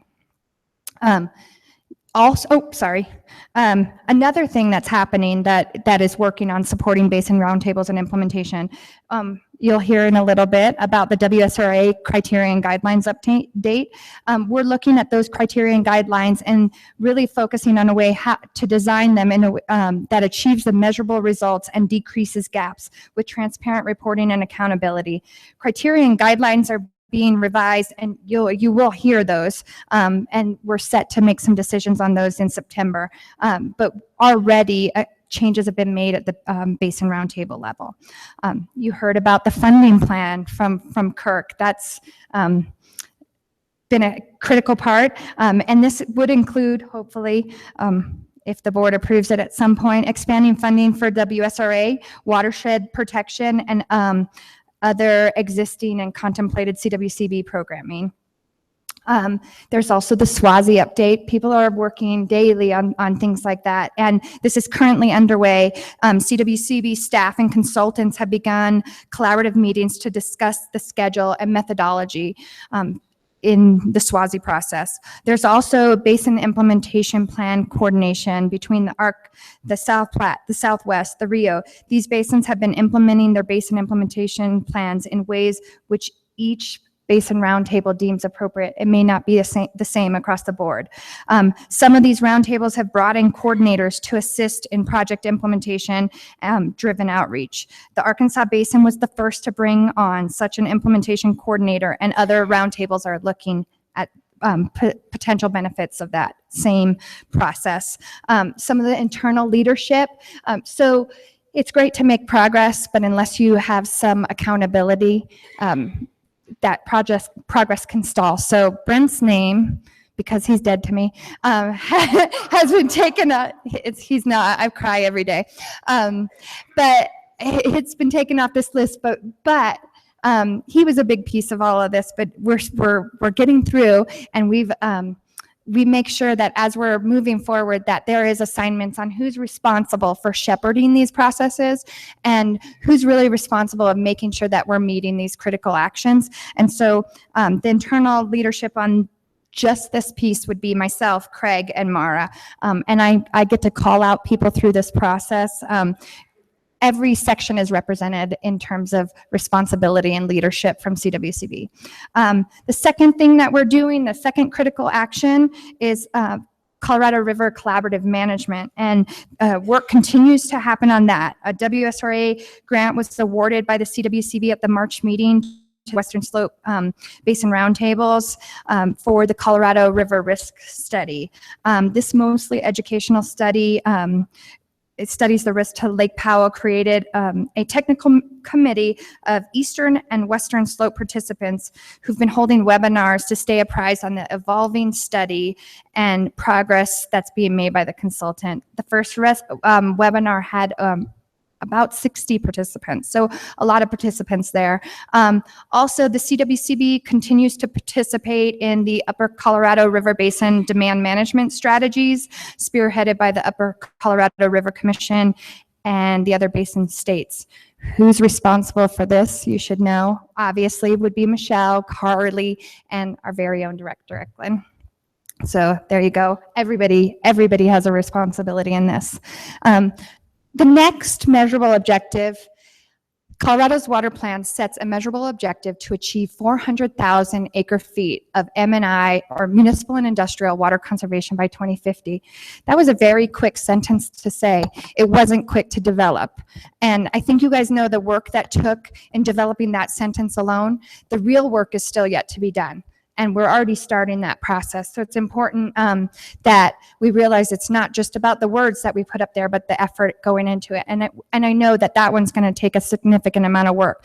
The critical actions associated with that measurable objective, the first one was integrated water resource planning as criteria for state support and financial assistance. That's been a big one, and a lot of focus has been put on that. CWCB staff, led by Kevin Reedy, is already working with other stakeholders to provide water loss trainings statewide over the next few years. These trainings will update water managers on proper water loss reporting and accounting. Kevin will be submitting a non-reimbursable application to the board for funding of these trainings. He's also secured Water Research Foundation and the Rocky Mountain section of the AWWA as partners to serve on a small steering committee during the development of these trainings. There's also additional members from municipal water providers and other groups that are being vetted at this time. Another thing, that's another piece of action that's being taken to get to this critical action, was that a bill was introduced this year that would have made water loss reporting mandatory. This bill failed, but we can always find success in failure. But staff believes that many of the benefits, such as benefits of such a bill, could be achieved through these voluntary trainings on water loss, which are already currently in the planning stages. So also the 1051, the water data reporting, is underway, and the board has heard updates on the process. We've collected 3 years of data, which is going to be a part of the SWASI update. So speaking of SWASI, the new update will take a look at the best management practices for conservation and land use and update those as necessary. The Water Efficiency Grant Program is also humming along.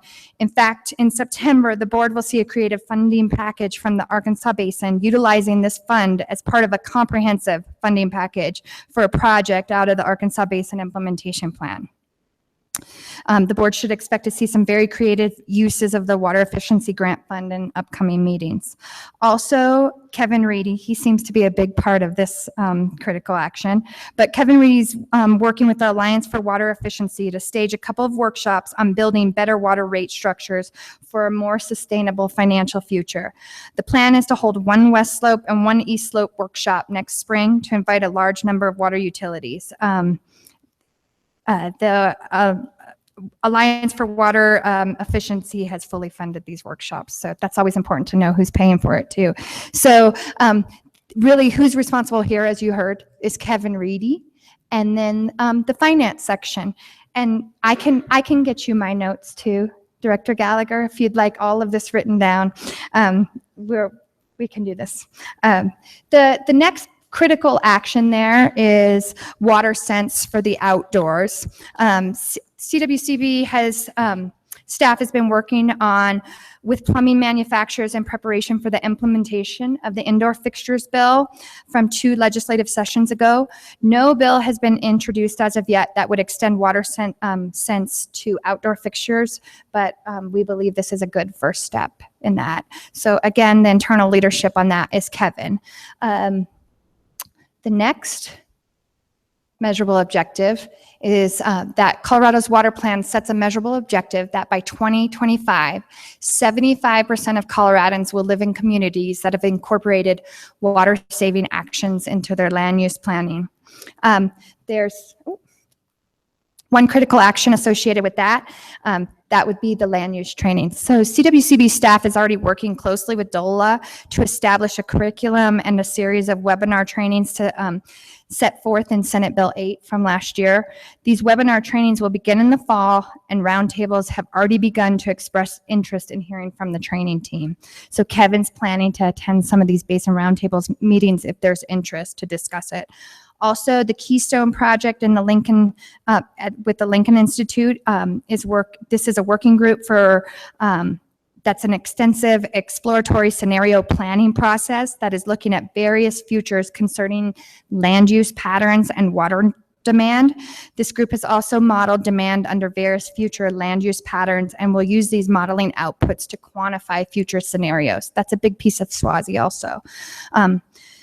State agencies are committing to land use planning. This has been an ongoing discussion among state agencies, and the CWCB staff will keep the board apprised on those efforts as we move forward. The internal leadership on this is Kevin, and then we have our very own Mara that's actually kind of taken this land use planning and run with it and become sort of a protege in this as she's working towards her master's on land use planning. So we are capitalizing on her money spent on education. So again, someone else is paying for that.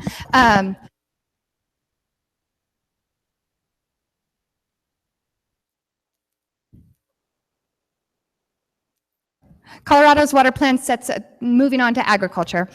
Colorado's water plan sets an objective that agricultural economic productivity will keep pace with the growing state, national, and global needs, even if some acres go out of production. So to achieve this objective, the state will work closely with the agricultural community in the same collaborative manner that has produced agricultural transfer pilot projects to share at least 50,000 acre-feet of agricultural water using voluntary alternative transfer methods by 2030. So this was a long one. We know this ag stuff is an important one. So there was a bunch of critical actions associated with that. The first is the Education and Assistance Program for Farmers and Ranchers. This Education and Assistance Program was contemplated by the Agricultural Viability Subcommittee of the IBCC. The concept was initially contemplated to assist farmers and ranchers in realizing more market competitive transactions, which would promote the implementation of alternative transfer methods and enable interested Coloradans to enter the agricultural industry. Like many CWCB programs, funding is of concern, though this is a program that could potentially be funded by an expansion of non-reimbursable expenses, such as those proposed in a 5-year funding plan. Who's leading this? Who's responsible? Who you better watch? Craig, Steve Miller, Mara. The second critical agricultural action is the encouragement of ditch-wide and regional planning. The regional planning is very consistent throughout the water plan. But like much of the good work on the water plan, critical actions and measurable objectives, we're seeing great examples of this short-term regional infrastructure assessment at the local and grassroots level. WSRA funding is being approved and expended in the pursuit of regional studies on leveraging multiple funding sources to complete these projects and methods. One example is the Cacharas Basin Collaborative Storage Study in the Arkansas Basin, approved by the board. So thank you, board, in September of 2015. Or the Upper Uncompadre Basin Water Supply Protection and Enhancement Project out of the Gunnison Basin Roundtable and approved by the CWCB board also in 2015. That was a memorable board meeting. I remember that one. These efforts seek to maximize the use of existing infrastructure and identify necessary improvements and plan for the future of these facilities. Also, Director Stolp is mentioned in the upcoming Ag Viability Study, a joint effort of the IBCC and CAWA, or the Colorado Ag Water Alliance, to be held in November. Discussion of the need for infrastructural and regional planning will be an important part of the agenda, and potential benefits to ag from this sort of approach. You'll see the leadership in the CWCB coming from the interstate section, Andy, and then also Craig and John Stolp and DWR. So we get to reach out and again, make somebody else help. The third critical action is grants and loans for aging infrastructure. Aging infrastructure is also consistent throughout the plan. But under the 5-year funding plan currently that you're contemplating by the board and staff, this critical action may be achieved in a few different ways. The repayment of the repayment guarantee fund by incentivizing multi-partner and multi-use and regional projects will hopefully alleviate some of the burden on permanent transfers from irrigated agriculture. Staff has begun discussing the potential for new programming under the additional $10 million in non-reimbursables and the potential expansion of the ATM program. Basin roundtables have begun examining the use of the WSRA program funds in infrastructural upgrading and modifying their own evaluation criteria to ensure that funds are being used responsibly and to maximize efficiency. The leadership here is Finance Section, Steve Miller and Craig. Then the fourth critical action is a voluntary flow agreement language. Several efforts are underway to examine a more holistic look at river systems and how flows can be maximized for multiple benefits. These include recent WSRA grants for stream management plans and watershed health efforts. Some examples of these include the Arkansas River Watershed Collaborative, the Integrated Water Planning Project in the Colorado Basin, and recent stream management planning groups in the Gunnison Basin. We have internal leadership with Chris Sturm, Craig, and Linda on that, so we are touching every section.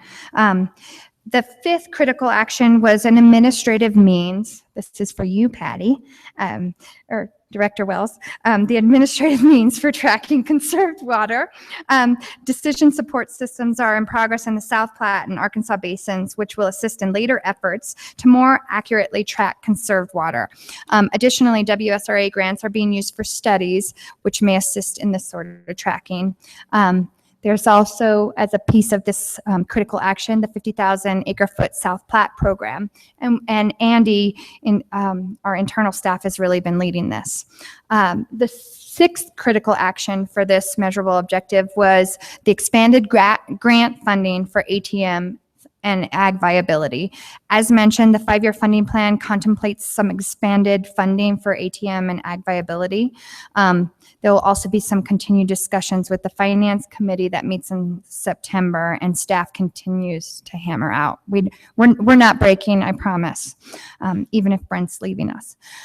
Staff will also be working on a program review report, which will include current ATM inventory and current yields available from implementation of these efforts.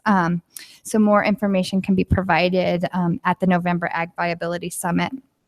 We have a lot of the finance section leading on this. The next measurable objective, this is a big one also. They're all big, they're all important. Colorado's water plan sets a measurable objective of attaining 400,000 acre feet of water storage in order to manage and share conserved water and the yield of IPMPs by 2050. This objective equates to 80% success rate on the IPMPs and plan projects. So lots of critical actions there too. The first one being provide financial support to technical storage innovations. This has come from WSRA and CWCB efforts focused and I feel like we delivered. One example the board may remember is a severance tax operational fund project granted last spring to study the feasibility of a new storage account in John Martin Reservoir. Also, Director Stoll mentioned House Bill 1256, the South Platte Storage Bill. The scope of work for this study is currently in progress, and the Metro and South Platte roundtables will be reviewing the initial scope over the upcoming weeks, and the board will see a final scope and WSRA application in the September board meeting. Lots of internal leadership on that. I know I'm running over, so I'm not going to go through everybody anymore. The next critical action was to prioritize grants and loans by the water plan and basin implementation plan goals. Again, that's been something we've heard of a lot of importance put on. This work and focus has been underway since Director George charged the staff to focus on the critical action plan every day and work, and believe me, we have. The board made it clear that the water plan implementation should be highlighted in board memos and the work that we do every day. You have heard it from grants, loans, and the creative work that the finance section has done regarding funding. Additionally, WSRA applicants have caught on. You're now starting to see them mention critical actions and the measurable objectives that each of those grants and loans meets. The goals and measurable objectives have also led to action at the highest level, as the governor has endorsed projects for the first time in Colorado history, pointing to Windy Gap and the gross expansion projects as a sort of work which advanced the goals identified in Colorado's water plan. The lean events have already occurred. These efficiency that's number 3.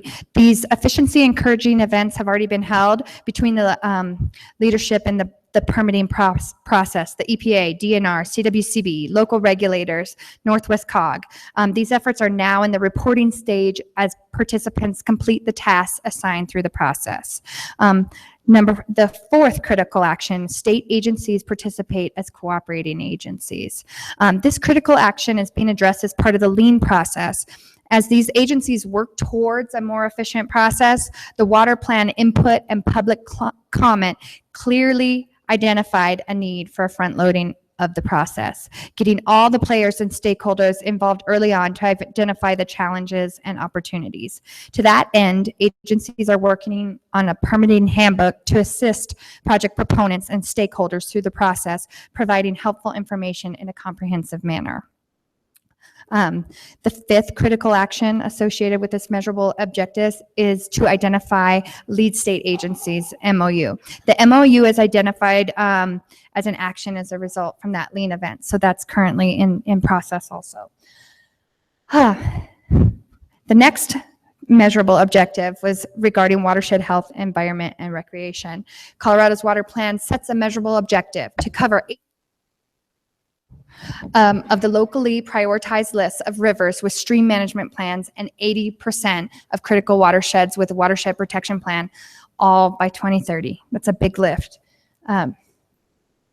There was a bunch of critical actions with this one too. So the first one was a collaborative approach to prevent ESA listings, financial and technical assistance to implementation. So the basin implementation plans also identified the prevention of ESA listings and the continuation of recovery programs around the state as a crucial key action moving forward. All roundtables have identified environmental and recreational goals and continue to implement environmental and recreational projects and methods, as well as regional planning efforts.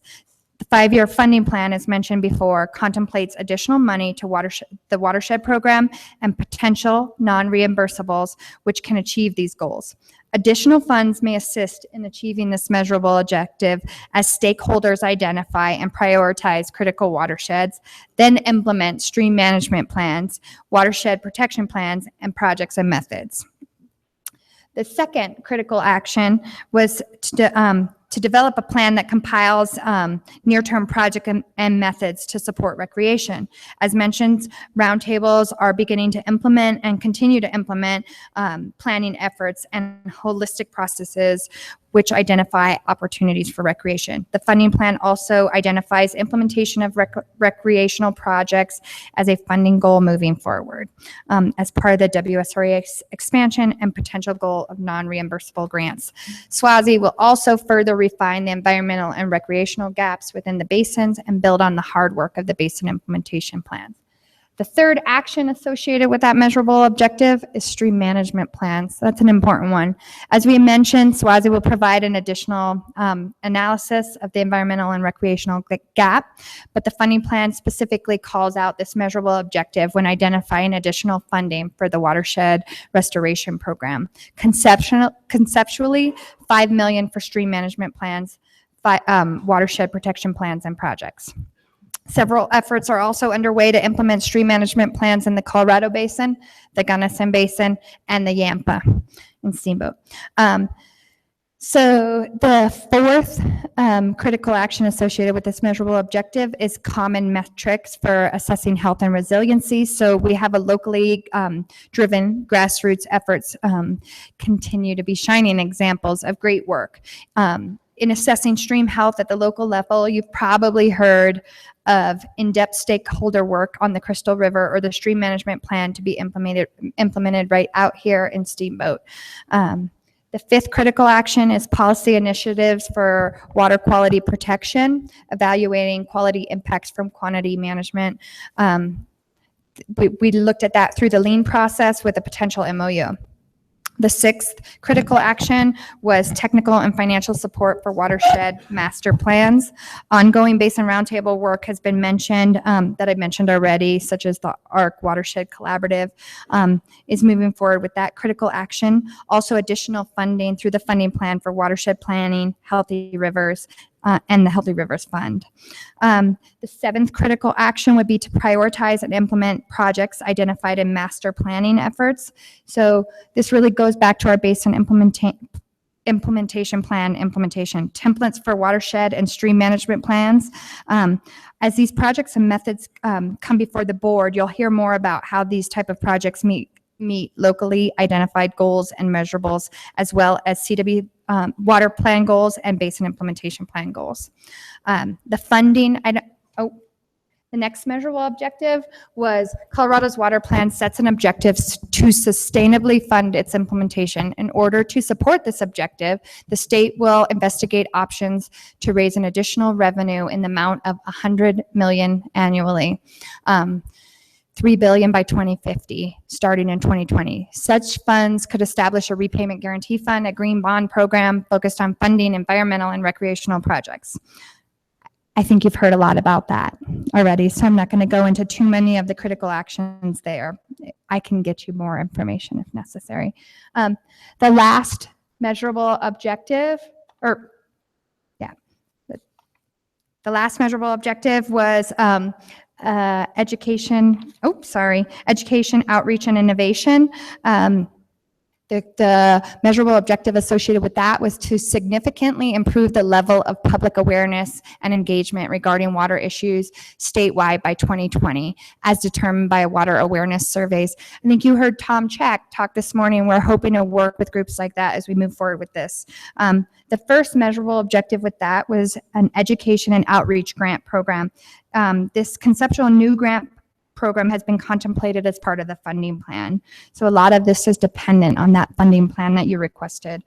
This is still very conceptual, but we're discussing a potential for $1 million initially, which could take the pressure off of WSRA funds, where often folks are going in for public and education grants and have a specific fund set up for that.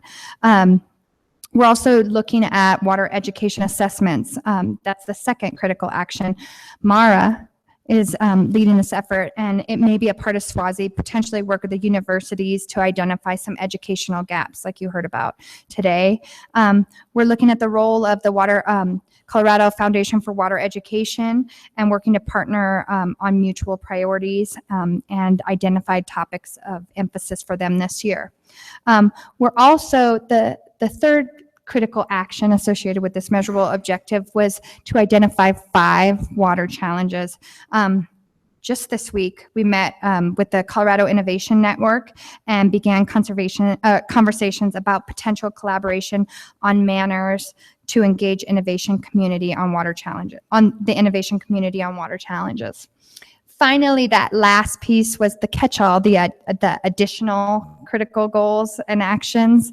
And so we're really, some of the kind of where we caught it all, the first one being the Colorado Resiliency Framework. So we're working closely with the Resiliency Office to incorporate climate change more comprehensively into all their actions. The second was to evaluate and incorporate the efforts of climate change on projects that address water supply gap.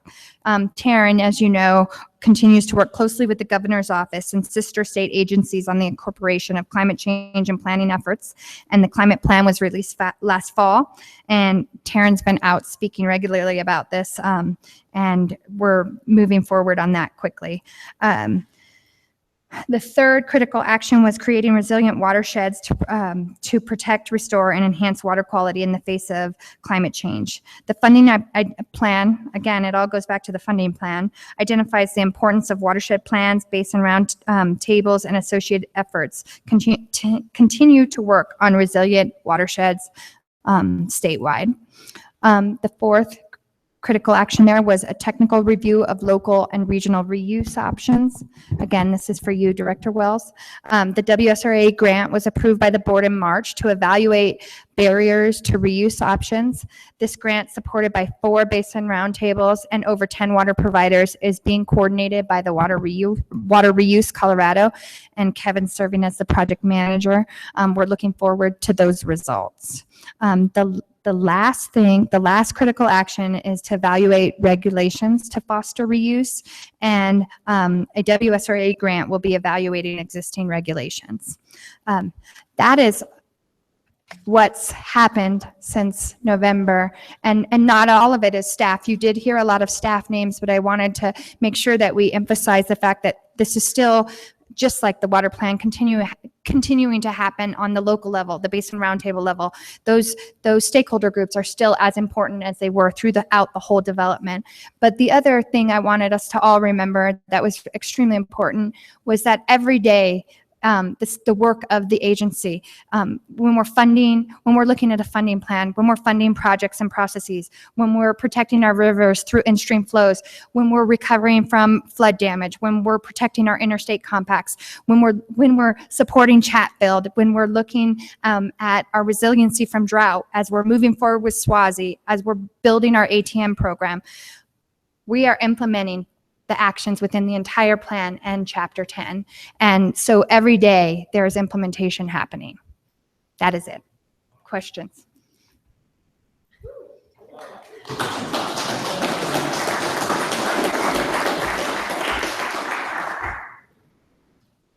Questions or comments for Becky? Where is this published? Right here, but this was Brent's. We had a really good section meeting where we said, what are we doing? And so we kind of compiled, and everybody spoke, and then we'll be so missed because he always puts our gibberish into meaningful words. That's kind of been his role. So we've really focused on this recently. Director Eklund's been a part and has had input on this. Tom Browning has had input on this. John Stolp has had input on this. And so it's kind of come together very recently, but I can get it to you on the Google Drive. But Chapter 10 is our implementation plan. Yeah, well, it's happening just the way it's supposed to. I think we probably all continue to underestimate the value of the hard work that goes into this every day. But this is the only way the state plan proves its worth. And so it's excellent. I'm almost stunned by the quality and value. And I want the public to know it. So let's get this out to critics and supporters alike. That's the best education outreach role we can perform. So Thank you. And our intention, thank you, Director George. And our intention is to include this as part of the newsletter, our kind of ongoing, how we're making progress on the implementation. Okay, thank you. And Director Wells? I too am impressed with the list. I don't think you breathed for half an hour, so. It's because Kirk took my time. So take a few deep breaths. I know it's kind of a pain, but maybe if we could, once you get it started, but I would envision something like a table which has the left-hand column of chapter 10 plus other things, and then the things that you listed under each one in bullet form. And it's a pain to keep it up. It would be like an Uber table that we could keep on the website, that cowaterplan.org. I mean, it just seems like there's so much here.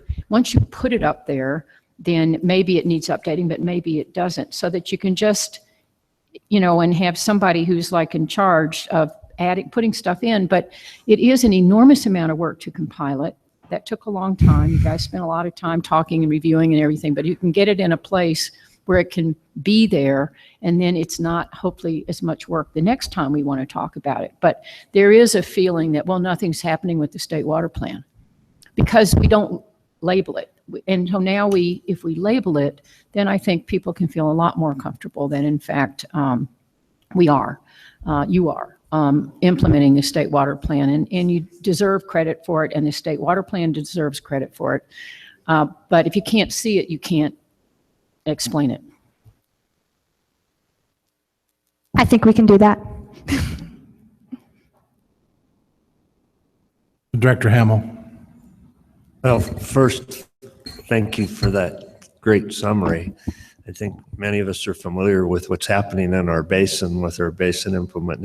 Each board member is familiar with their basin and their basin implementation plans, but I think we lose track of what's happening statewide and in the Colorado Water Plan.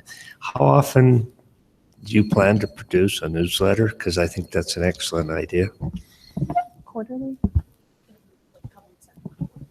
Couple weeks after each board meeting. So we were on the every other month schedule, but we'll use some of these updates as part of the newsletter. But the intention is to not only highlight what CWCB is doing, it's to highlight what all state agencies are doing. So it's not only the focus of CWCB, but there's implementation happening across the state. And we heard a little bit about it at our last Arkansas Basin Roundtable, and so there was a lot of interest in the newsletter. So look forward to the edition 1. Mara will make it great. Thank you, Director Hamill. She committed to that. She just told me. It'll be the best newsletter you've ever seen. Any other questions? Thank you, Becky. And I also have a request from Bart Miller to make public comment. Bart, if you'd like to come up.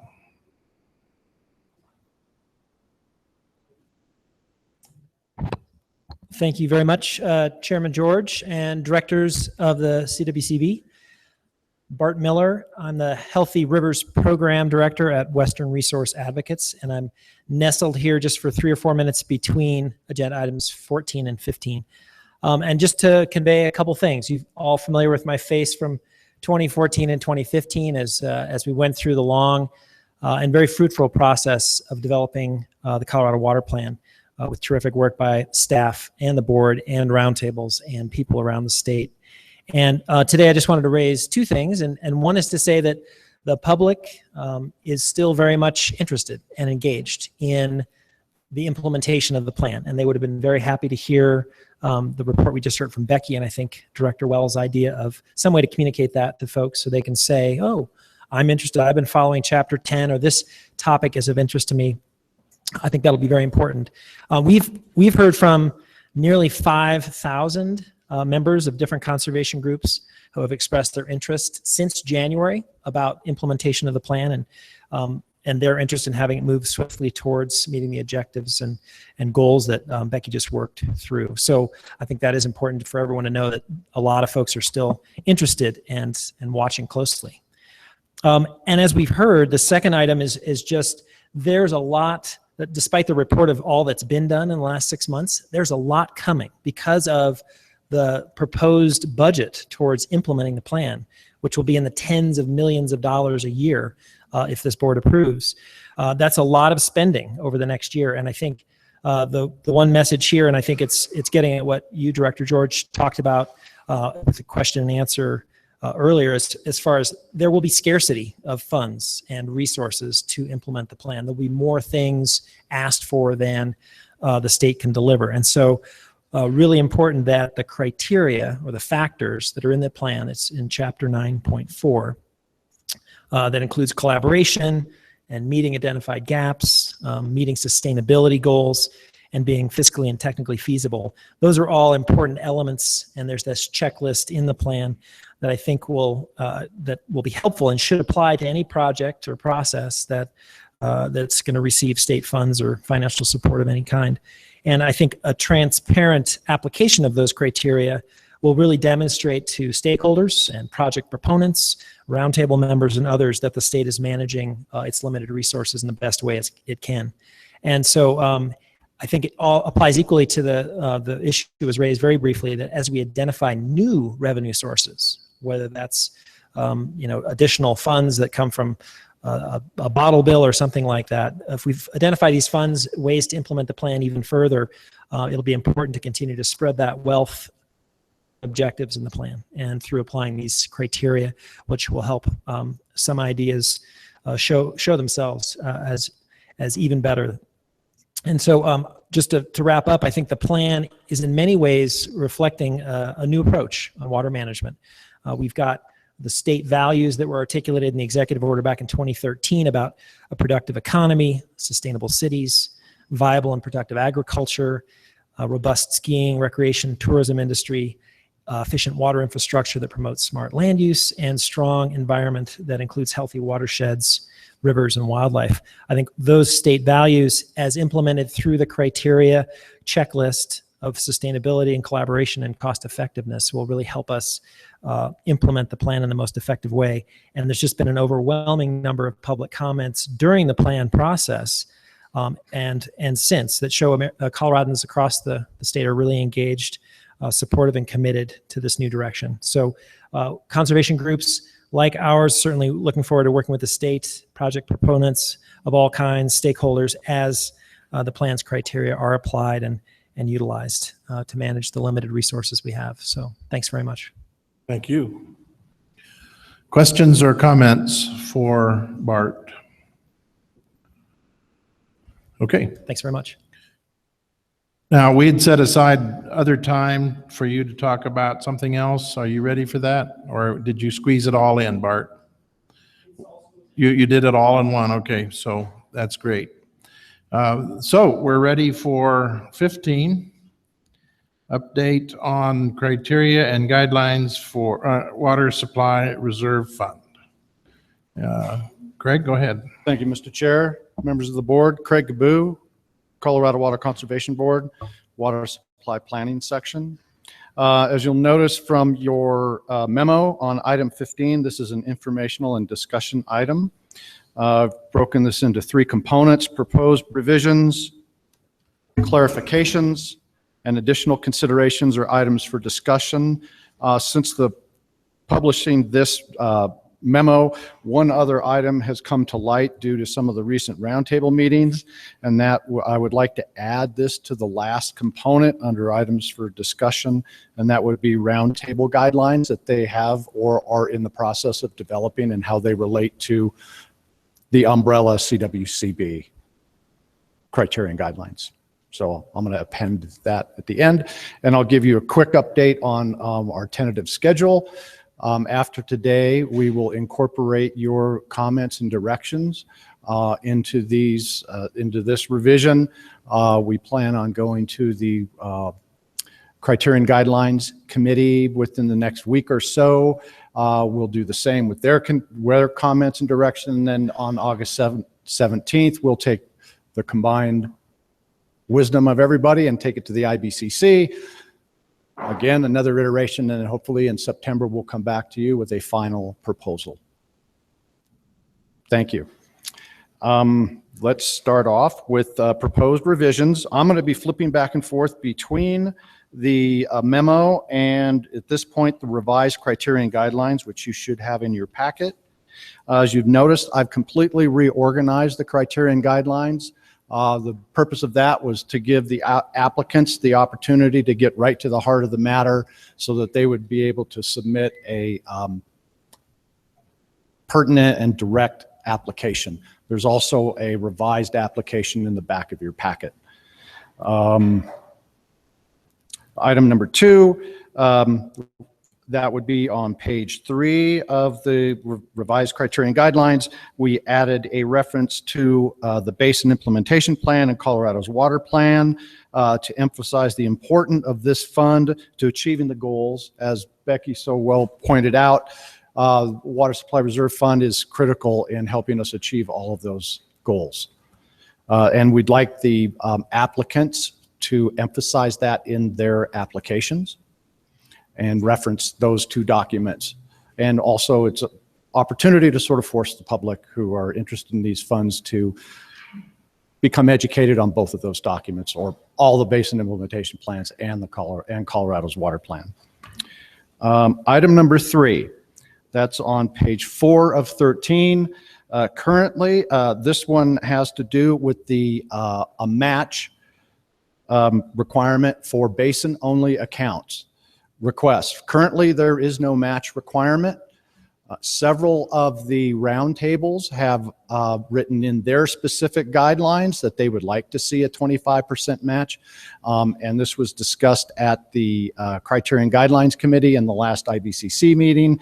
So we're proposing that a 25% match be required for basin-only accounts. That will be the responsibility of the applicant to provide. It can come from them, or it can come from a third party. It can be cash, in kind, or a combination of the 2. So we'd like to have your direction on that item.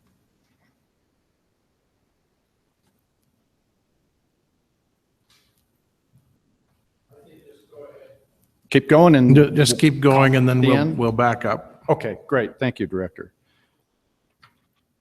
Item number 4, a matching requirement for statewide account request. Currently, there is a 25% match requirement, 5% from the basin, the applicant, and what I prefer to call the 15% donut hole. That can come from any source.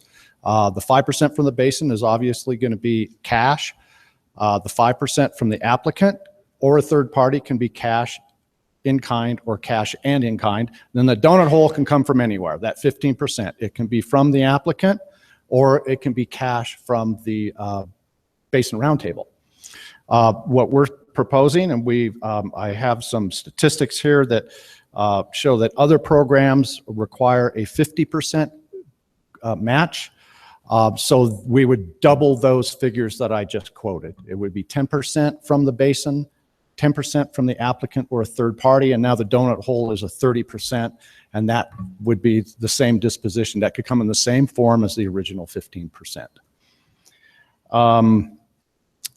Item 4B, currently the way the 25% statewide account match is calculated is a combination of the basin request and the statewide request. I've found a lot of applicants don't quite understand that you have to add the 2 together, so conveying how that is calculated is pretty difficult. So we would suggest that they just come up with a figure that they need from the Water Supply Reserve Fund, say $100,000. If they're asking any portion of that from the statewide, they would need to come up with a $50,000 match, subject to how I described it would be calculated in 4A. So they would need 10,000 from the basin, 10,000 from the applicant, and then 30,000 from one of those 2 sources or a combination. So that 50% would be based on just on their statewide ask. That would determine then what their basin ask is. Item 5, evaluation criteria. That's on page 5 of 13. We added a new requirement, or a suggestion that, let me flip to that. That would be under Tier 1, Item A. The water activity addresses multiple needs or issues, including consumptive and or non-consumptive needs, or the needs and issues of multiple interest or multiple basins. This can be demonstrated by obtaining letters of support and added funding assistance from other roundtables in addition to an approval letter from the sponsoring roundtable. This demonstrates the other basin's commitment and cross-basin benefits. Item 5B, this is Tier 1, Item C. Again, I added, or we, staff added, we're emphasizing that the applicants need to look at the basin implementation plan and Colorado's water plan so that these funds can be used to further the goals of those 2 documents, or 9 documents. But so we're really trying to focus on all of the aspects that Becky pointed out in the previous presentation. Item 6, this is on page 8 of 13. And this one addresses progress reports. I'll have to admit we've had a pretty lackluster compliance. We do already have a requirement that applicants, once they've received a notice to proceed, they provide staff with a progress report every 6 months. Even if they've made no progress, they should submit something such as a status report. And we're asking that if they have not submitted a progress report, where staff has the authority to withhold reimbursement payments until staff is satisfied that we've received. And that was something that was brought up at the IBCC meeting, that there's more accountability on the part of the applicants, kind of hold their toes to the fire a little bit, that they perform to the state since they've been a grant recipient. Item number 7, that's on page 8 of 13. And that has to do with at the final deliverable, that they provide us with a proposed, their original budget and their actual budget. This is a little bit picky, but we kind of do that right now. That's on page 8 of 13. If there's no changes in the scope of work and the tasks, then their proposed budget is the same as their actual budget. However, at times, we get requests from applicants to shift money from one task to the other. In the past, what I've done is to ask them to provide us a letter on their letterhead requesting that they provide a rationale for it, and say if they're taking money, shifting it from a task that's going to happen at a later point, I say, well, how are you, and you're going to shift, say, $20,000 from task 4, which is going to happen in a year, to a task 1 that's going to happen up front. How are you going to fill that $20,000 gap? So at the end of the project, when they submit a final deliverable, they will, in essence, have been doing that, but we would like to formalize that and have that in as part of their final deliverable to see how they performed. And it also points out things that perhaps the project didn't quite go the way they had planned. And that's one of the things, if you'll read through the final deliverables, we're trying to educate the public, because all these final deliverables are posted through our Laserfish system for other applicants to use as a resource, sort of a heads up to them so that they don't run into the same problems, or they can problems before they occur. Item number 8, the scoring matrix. Well, I have to admit, that was a great idea, but it was extremely difficult to implement. It was very, very time consuming. So we're suggesting that we eliminate its use. Now we're on the second component of the memo, and that's clarifications. Item number 1 is education and outreach grants. That's on page 3 of 13 of the revised criterion guidelines. It hasn't been explicitly stated that when an applicant provides a scope of work for an education and outreach grant, that it has a strong component that emphasizes the roundtable process, the Interbasin Compact Committee process, and now the Basin Implementation Plan, or dissemination of the Basin Implementation Plan and Colorado's water plan. I know a lot of applicants, they sort of have other worthy goals on their education and outreach, but that's sort of been an underlying emphasis of when staff forwards a recommendation to the board that it contain a strong component with those 4 issues involved. And we just like to have that sort of codified here in that list.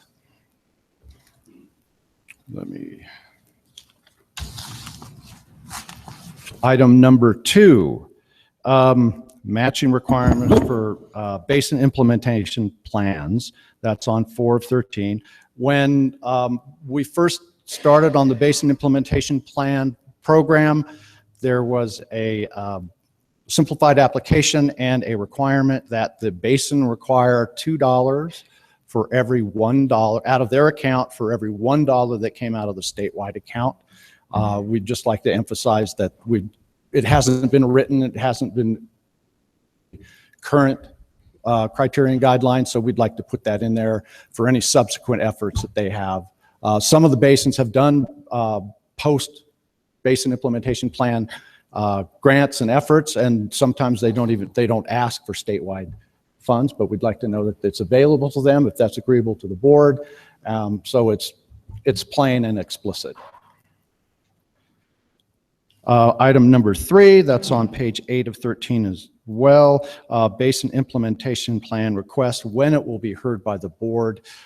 Generally, the board has been very liberal in when those post-basin implementation plan grants are heard by the board, and staff has forwarded those to you at any of the board meetings, and when they do include a statewide request, we've forwarded those to you when it was convenient and as soon as the Basin Roundtables approved it, so they could come to you at any board meeting, not just the September and March where you normally hear statewide requests. Item number 4, that's on page 9 of 13, explicitly states the maximum percentage of the grant award expended on administrative expenses shall be no more than 15%. That's sort of been our unspoken rule, but it hasn't been explicitly codified, so we'd like to get that down with your approval so that applicants know what they're getting into, that there's a maximum amount they can spend either on their own administrative efforts or if they have a fiscal agent, because a lot of times a fiscal agent, some charge nothing, some charge, we've had some proposed charging up as much as 26% to manage a grant application on behalf of an applicant. So we'd like to cap that at 15%. I think that's been our policy, but it should probably be written down. Now the third component of the memo, and that's additional considerations or items for discussion. Evaluation criteria, this is on page 5 of 13. There's currently a provision in the evaluation criteria accounts for the applicant's contribution, but currently there is no explicit reference to how a basin account match weighs in on evaluating the merits of a grant application. So we'd like to get your thoughts on that, if we should add something or just leave the criterion, the tier 1 through 3 criteria guidelines, just be silent on that. The second item is the final deliverable retainage. I think it was probably back one of my first meetings in 2014. We used to have a 5% retainage. You approved it being increased to 10%. This was a discussion at the IBCC, and I believe at the Criterion Guidelines Committee. Is that an appropriate amount? I think it's kind of industry standard, but some numbers were kicked around of about 15%. I have to say that in general, when applicants are reminded, they comply, but a lot of times they'll send in their final request or final payment and there won't be a final deliverable. So I'll pay out everything but the last 10% and send them an email. Hopefully this will motivate them to comply a little bit more.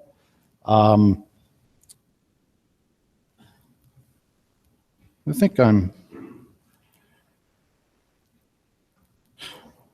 It didn't make it in the memo, but it is in the criterion guidelines.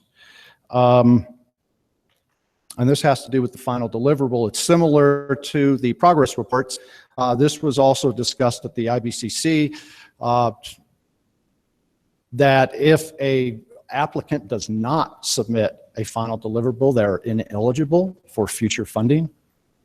That's up to for your consideration, whether it be a period of time that they're not eligible or just forever. Have they just disqualified themselves from applying and receiving any more grant money from the WRF program? The second to the last item is a recusal policy. Should roundtables revise their bylaws to specifically state that any roundtable member that is sponsoring a WSRF grant request recuse themselves from voting or any action item related to the grant? We'd like to get your feedback on that. And then the additional item was, as I mentioned, I think I mentioned this, the roundtables are going through guidelines. Some of them have developed their own. And when I compared their guidelines with the overall guidelines, sometimes they're more restrictive. They narrow down the eligible entities, or they add an extra layer. For instance, for basin accounts, individuals, sole proprietors, and partnerships are eligible to be an applicant and a fiscal agent for a basin account. Some roundtables want that entity to use a third party as the fiscal agent. Well, there's two, the Rio Grande and the South Platte. Reasonable. That was my reaction when that applicant came, and I thought, I just don't feel really comfortable, and a lot of the roundtable members didn't either, so they ended up getting a third party to act as their fiscal agent, and it was a basin-only account. And then the other, another aspect of that is that if you approve the 25% match requirement for a basin account, one of the roundtables has said, well, that's fine, because they've suggested a 25%. However, they're a little more restrictive in the saying, well, 10% of that 25% has to be cash. It cannot all be a 25% in kind. There's a 10% slice of that 25% that's got to be a cash. So in general, I'm not asking about those items specifically, but what I'm asking and staff is asking is, can a roundtables, their guidelines be more restrictive in general than the board's guidelines? And then one more item, which I skipped over, and that's the RFP process. We've heard a lot about this at the Criterion Guidelines Committee and the IBCC Committee, whether that be a requirement of grants. And I'd like to clarify this, is that we think it should be narrowed to contracts between a grantee and, say, a contractor or a consultant that are over $100,000. Should they be required to go through a formal RFP process? And so that raises a lot of questions. When would that RFP process happen? Before or after the board consideration? I think it would have to happen before the contracting, before a contract was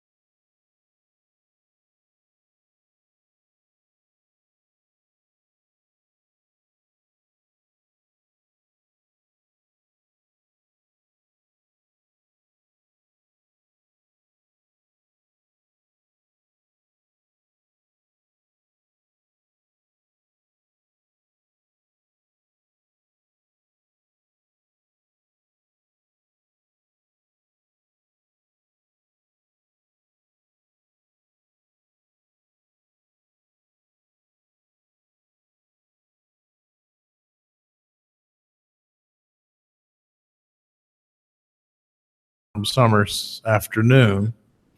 But let me start by asking the directors to focus on individual pieces, because what Craig has a long list of recommended changes. Many of them are very sensible based upon experience and are not controversial. And he kind of shows us which those are. And unless you have an issue with any of that, we might just assume those can continue on and will be changed according to the general expression and recommendation. But then he's got a couple items here where he's really saying there's some choices here.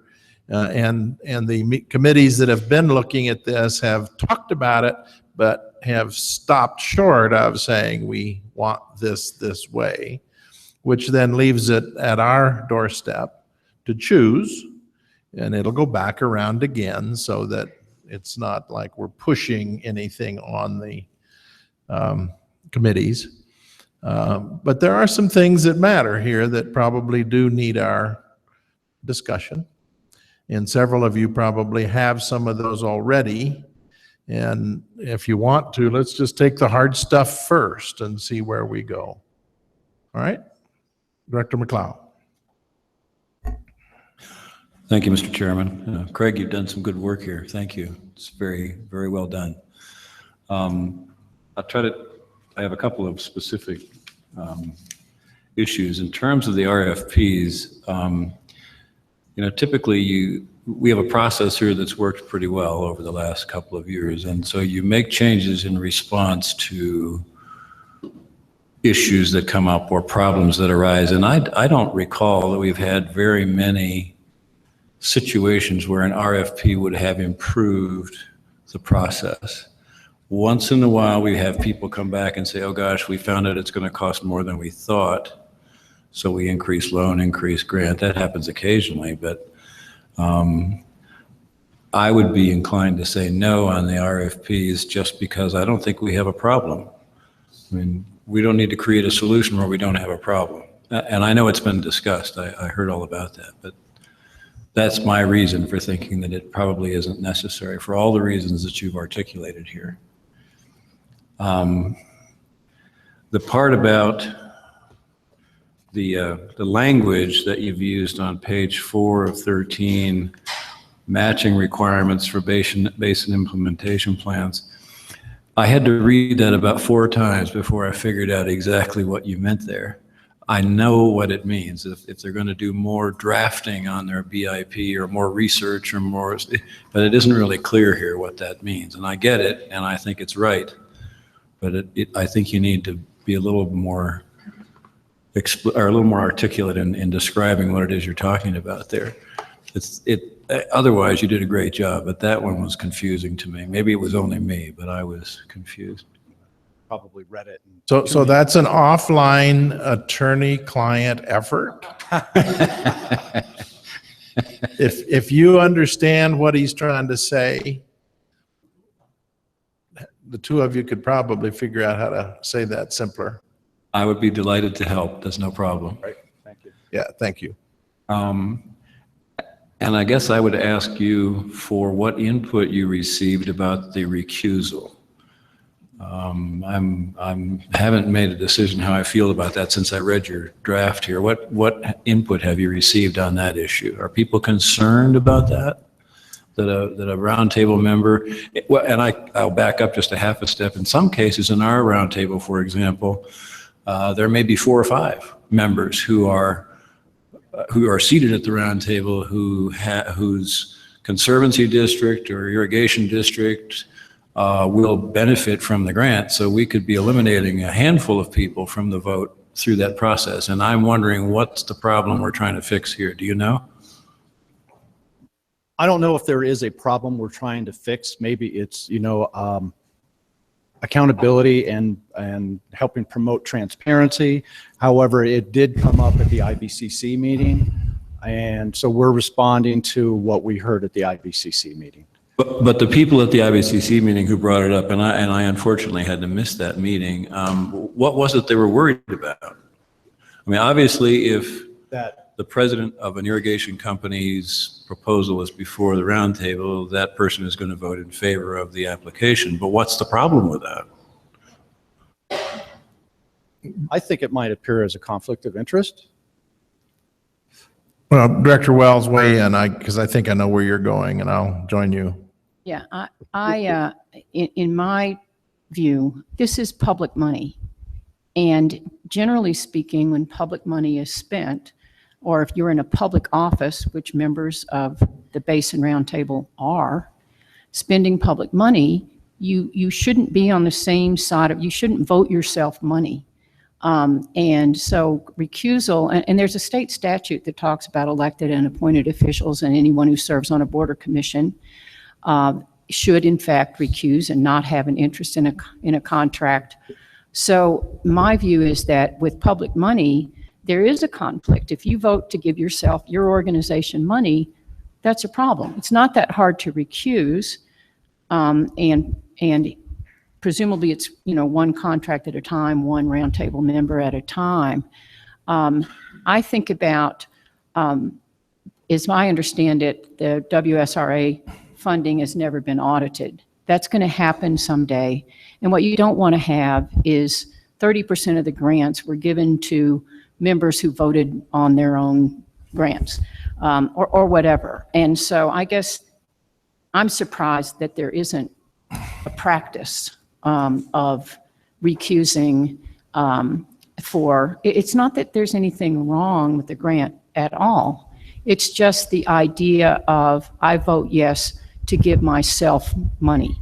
That doesn't seem appropriate when we're talking about public funding. So on that one, it seems we have talked about it a little bit, some of us, but I think I actually think it's probably required.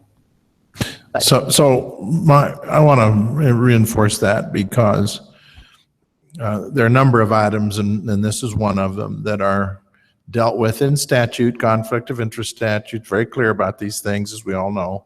Now, there's also the whole set of fiscal rules that the state controller enforces. And those are the rules that are used when the auditing occurs.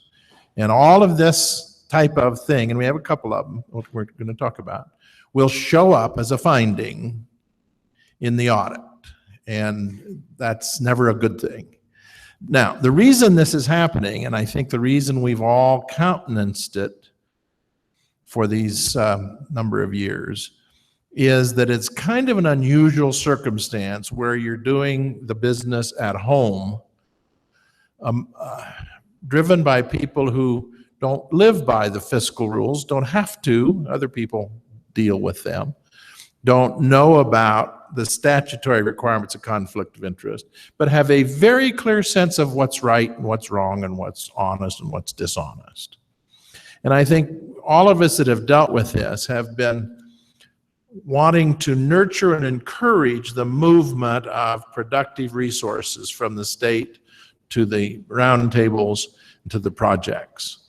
And so because we haven't had dishonest people maneuvering and manipulating anywhere, so far as I've heard, we've not been as strict about this as anyone looking over our shoulder would expect us to be. So my attitude about this, and you can then finish this point, is recusal's an easy one in my mind. You can look at the statute and it says if you're going to benefit individually and personally, you have a conflict of interest.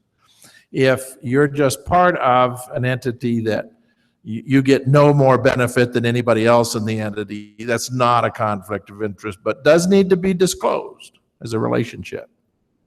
Say we ought to have people who are that close, they're bringing it for their own entity's benefit, probably ought to disclose that. It's already known that it's your neighbors you're dealing with. And then just not vote. It's very simple not to vote. And just someone's keeping notes and minutes. That's an easy one for me.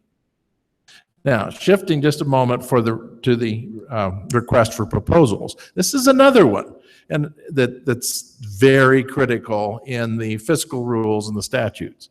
Both of these and others like them have one goal in mind, and that is to be able to assure that the public's money is being honestly invested and used. And so you get these bureaucratic-looking rules that help us to keep those who might try to trick us from getting away with it. So the request for proposal is a little harder for me because it gets bureaucratic pretty fast. Now, any entity that I think probably many of us had relationships with, you just do it as a matter of routine. But when you're in larger communities, it's easier to do. When you're in small communities, pretty soon you're wasting quite a lot of time and money trying to meet the standards of how many do I have to get to bid, and how do I, what criteria then do I use to weigh? I mean, it can get busy fast. So I'm still not quite there on requests for proposals. So that's the framework that I'm imagining. Director McLeod. You've convinced me on the recusal. So I think we should make that, it's a good idea, but we should also make sure that those recusals are recorded. Yeah, absolutely. In our roundtable, we don't record who votes which way on these applications. So that would be important in order to meet these standards that you're talking about. That I think anything that puts it at risk from an audit standpoint, we ought to address it. So. Do you keep minutes of some kind on all of this activity? Oh, yes, there are minutes, but it doesn't say who voted how. Okay. It just All gives it the needs to tally. say in my mind is motion was made and vote was adopted. And just note, so-and-so recused himself from the vote because he is a member of the borrower. That's what I'm saying. We need to make sure that the roundtables make a record of the recusals. And that's the way it probably ought to be written here, I would think. Director Wells. Yeah, I wanted to respond a bit on the RFP. From my sense, and I don't, even though I could sit on the Metro Roundtable, I don't. So I haven't participated in these grant applications, but largely the process seems to be grantee driven. There's an organization who wants to fix something or do something or whatever. There's not an RFP process that would necessarily apply to that. On the other hand, there are things that a roundtable wants to do for itself. It wants to hire a manager. It wants to hire a consultant to do a stream management plan or whatever. In those instances, particularly where the amount is large, then it might be worthwhile to have, I always tell my clients at Denver Water, at least a competitive selection process. It may be that you call up 3 plumbers and you get an amount, and then you say, okay, we choose you. Just some idea that when, again, the public's money is being spent and you're procuring services, it's not the same thing as the grant application, my dam broke and I need help. It's the, I'm going out to procure services and I'm going to get a couple of ideas. So it doesn't have to be a formal, I can see where you can just go down the path of to inertia or whatever, where, the state procurement rules, I'm sure, are quite elaborate. But the idea is that when the roundtable itself is doing something like a basin implementation plan procurement, that there's some kind of competition, that people know that the roundtable wants to do a stream management plan. There are probably several people who'd be really, really interested in being involved. And it's more of a, we're about to spend this public money, who wants to, participate? It's kind of a notice type thing, so that if there was someone who happened to live in a basin and really was really good at something, but they're not familiar with anyone on the round table and they don't know that anything's going on. I think it's something more like that. But I can also see in many circumstances, maybe most, it's a grantee-driven grant. And RFP wouldn't apply, I don't think. That makes sense. Okay. Director Hamel. I'm trying to think of the Arkansas Basin Roundtable's bylaws. And we try to do everything by consensus. So there isn't a vote taken. And then we do move some forward where we have 1 or 2 people that just want to file a minority comment to this board for their consideration. So I'm trying to think through the process on how the recruits. We also have in the process to go to a vote if there's, if the roundtable says, no, we don't want to, then we have a two-step process to go to a vote that goes over a 2-month period. So I was trying to think through that process. On RFPs, coming out, my career was in the municipal water utility that had requirements that you took competitive bids. It had guidelines both in the charter and within our own rules and regulations, and certain types of services were exempted, professional services, legal and engineering. Those just worked off a proposal process versus competitive bid. Some of the concerns that heard at our executive committee from our roundtable on RFPs is when you get to very small companies or towns, if the process is real complex on the RFP, how do you add more money into to hire somebody to help you go through that process? So I think Craig mentioned, who reviews it, I think the RFP process takes more thought, more conversation. We certainly want to get the projects we need at the most efficient cost, and you don't want to send unusual profits to the private sector, whether it be a contractor or an engineer. So just trying to define it and what guidelines we set up and what guidelines do the roundtables have to set up, or the fiscal agent, I guess, would be more the case. But just some food for thought. But Thank you. Director Wattenberg. Thank you, Mr. Chairman. Thanks, Craig, for the report. I'd kind of like to start with the first item there is on the basin matching grant portion of it. And I'd like to hear what other directors have to say. I'm sure they have some great ideas. I'm not quite sold on the 25% yet. I'm not real sure that we're not going to do more damage than we are good if we ratchet that up to the 25%, unless there's some other ideas that we can throw in there. Just basically from some people that they may not have the financial capability to come up with 25%. Also and I'm not whining here, don't get the wrong idea, but from a smaller basin perspective, we may not have the wherewithal to come up with the 25%, just by sheer population numbers. That does present a problem for us.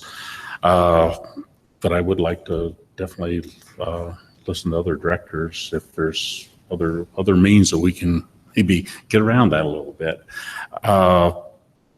Normally what we've been doing in the North Platte Basin as far as the recusal process is if there's any type of a financial tie, you just recuse yourself. It's pretty cut and dried there for us. The final deliverable portion of it, if we're just kind of weighing in, I'd probably put that somewhere between 15 and 20%. Just a thought out there. So anyway, I'd like to just continue the to listen. deliverable being the, not following which one that is. I think that's for your closeouts, isn't it? That's Your retainer? The retainer. Retainage? Okay, you would go to 10 is what we have now. Yes, sir. That's common in the private sector. You would go 15 to 20. And the purpose retainage, of course, is to get the project done and get everybody paid. Well, and report back in that it's all done right. To me, that's your ultimate measurement tool, is to make sure that this project was done, and this is what it accomplished, and, it's It's a measurement tool to me. Anyway. Yeah, and I take it you're getting the sense from your experience that picking it up a bit is pretty effective. It seems to get everyone's attention. Yeah, yes. okay, I get it. Yeah. Anyway, thank you, Mr. Chairman. Dr. Montgomery.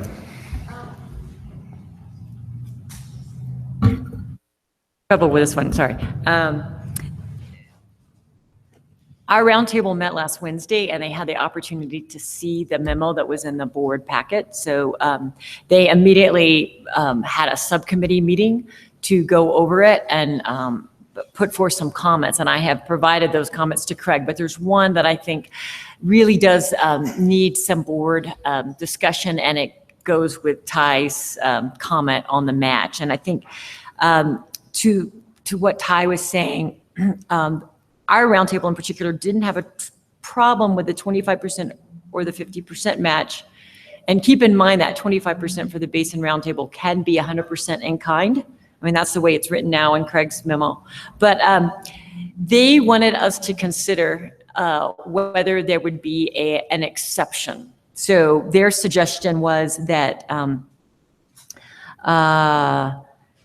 let's see, if it is of significant basin and or state importance, there could be an exception to that match. Well, all of us that are attorneys are kind of cringing, going, oh my gosh, that one, that's a tough one to have say it's significant basin importance. One thing that I thought of, and I'm just throwing this out here, is perhaps if you do want to make an exception because it is something extremely important, that it's a two-step process. They have to come to the Basin Roundtable or to the CWCB and get that, approval that it's acceptance, that it's significantly important first to not have the 25% match, and then they have to come back again. So that gives a whole big delay, and that would discourage people from that. But anyway, I want to throw that out there in terms of, would there be an exception to the match?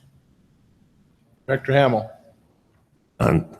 Our executive committee, and we discussed it very briefly, when it came to the match, I don't think there was major disagreement other than concern, again, for very small communities or entities. But it also came a real kind of a reality check when we realized that during this fund shortage and with as many projects as the Arkansas Basin with this board support has been able to do, we will probably, if the board, the CWCB board would approve the grants we bring forward in September, we will not totally zero out our basin funds, but we'll take them very close, which means then we would have access to statewide account. So just another thought, and maybe it's an exception or whatever, and maybe with what we've talked about earlier, we can resolve that early in the next year, and it's a moot question, but just another one of the discussion items we had at our roundtable. Director Gallagher. Thank you. I agree with Director Wattenberg and Director Montgomery and Director Hamill about the proponents match. In our roundtable, we've actually gone through the process of looking at our own criteria in terms of looking at each application coming, and we had developed this very elaborate Gantt chart with all these hoops that everyone had to go through. And we finally decided that we were going to do away with that, and that has to do with eligibility and actually measuring the validity and merit of the application. So we did away with that because it was getting exceedingly complex, and we really came down to this: does this really look right? Is this a right use of funds? Also, for the small proponent, to really raise that bar for that small proponent, there are some that we've actually said, go back and get some more. And because we don't agree that we think you're able to pay more, and they do come back with more, with more in a match. And that's been, so we've been controlling this at the basin roundtable level. And certainly keeping within our eligibility requirements of the application itself. But I really think that really raising the bar on the proponent is not a good thing for a small basin with not well-to-do proponents. Regard to the RFP, I agree that there's important things we need to watch out for there, but I agree with Director Hamill that it needs to be examined more closely, and I think you could go down a rabbit hole with that. With regard to recusal, I have thought some about this, and being a smaller basin, we do have people voting on things, but in terms of that could appear to be conflict of interest when looked from the state statute, and I agree. I concede that it's important to keep it clean. So I agree with Director Wells and Director George that I think that we should have folks in there recusing themselves when appropriate. Great, thank you. Director Wattenberg, you'd asked what others thought on the match question. You've heard some comment. What do you want to do with it? Thank you, Mr. Chairman. I fully expect that there should be something there. And whether we work into a phased-in approach or I'm up for just about anything. I appreciate the waiver part of it too. I think that could be a very important part of it, where there is that financial, where you can't meet the financial responsibility. You're talking about the cash. Yeah, that of the match. To me, that's what the whole grant program should be about, is to help the ones that truly can't make this fly. But I understand that there needs to be some checks and balances there too. So if we could find some middle ground somewhere between 0 and 25. The problem that I see, and I agree with the philosophy, but I'm always worrying about the process and how do we make this happen.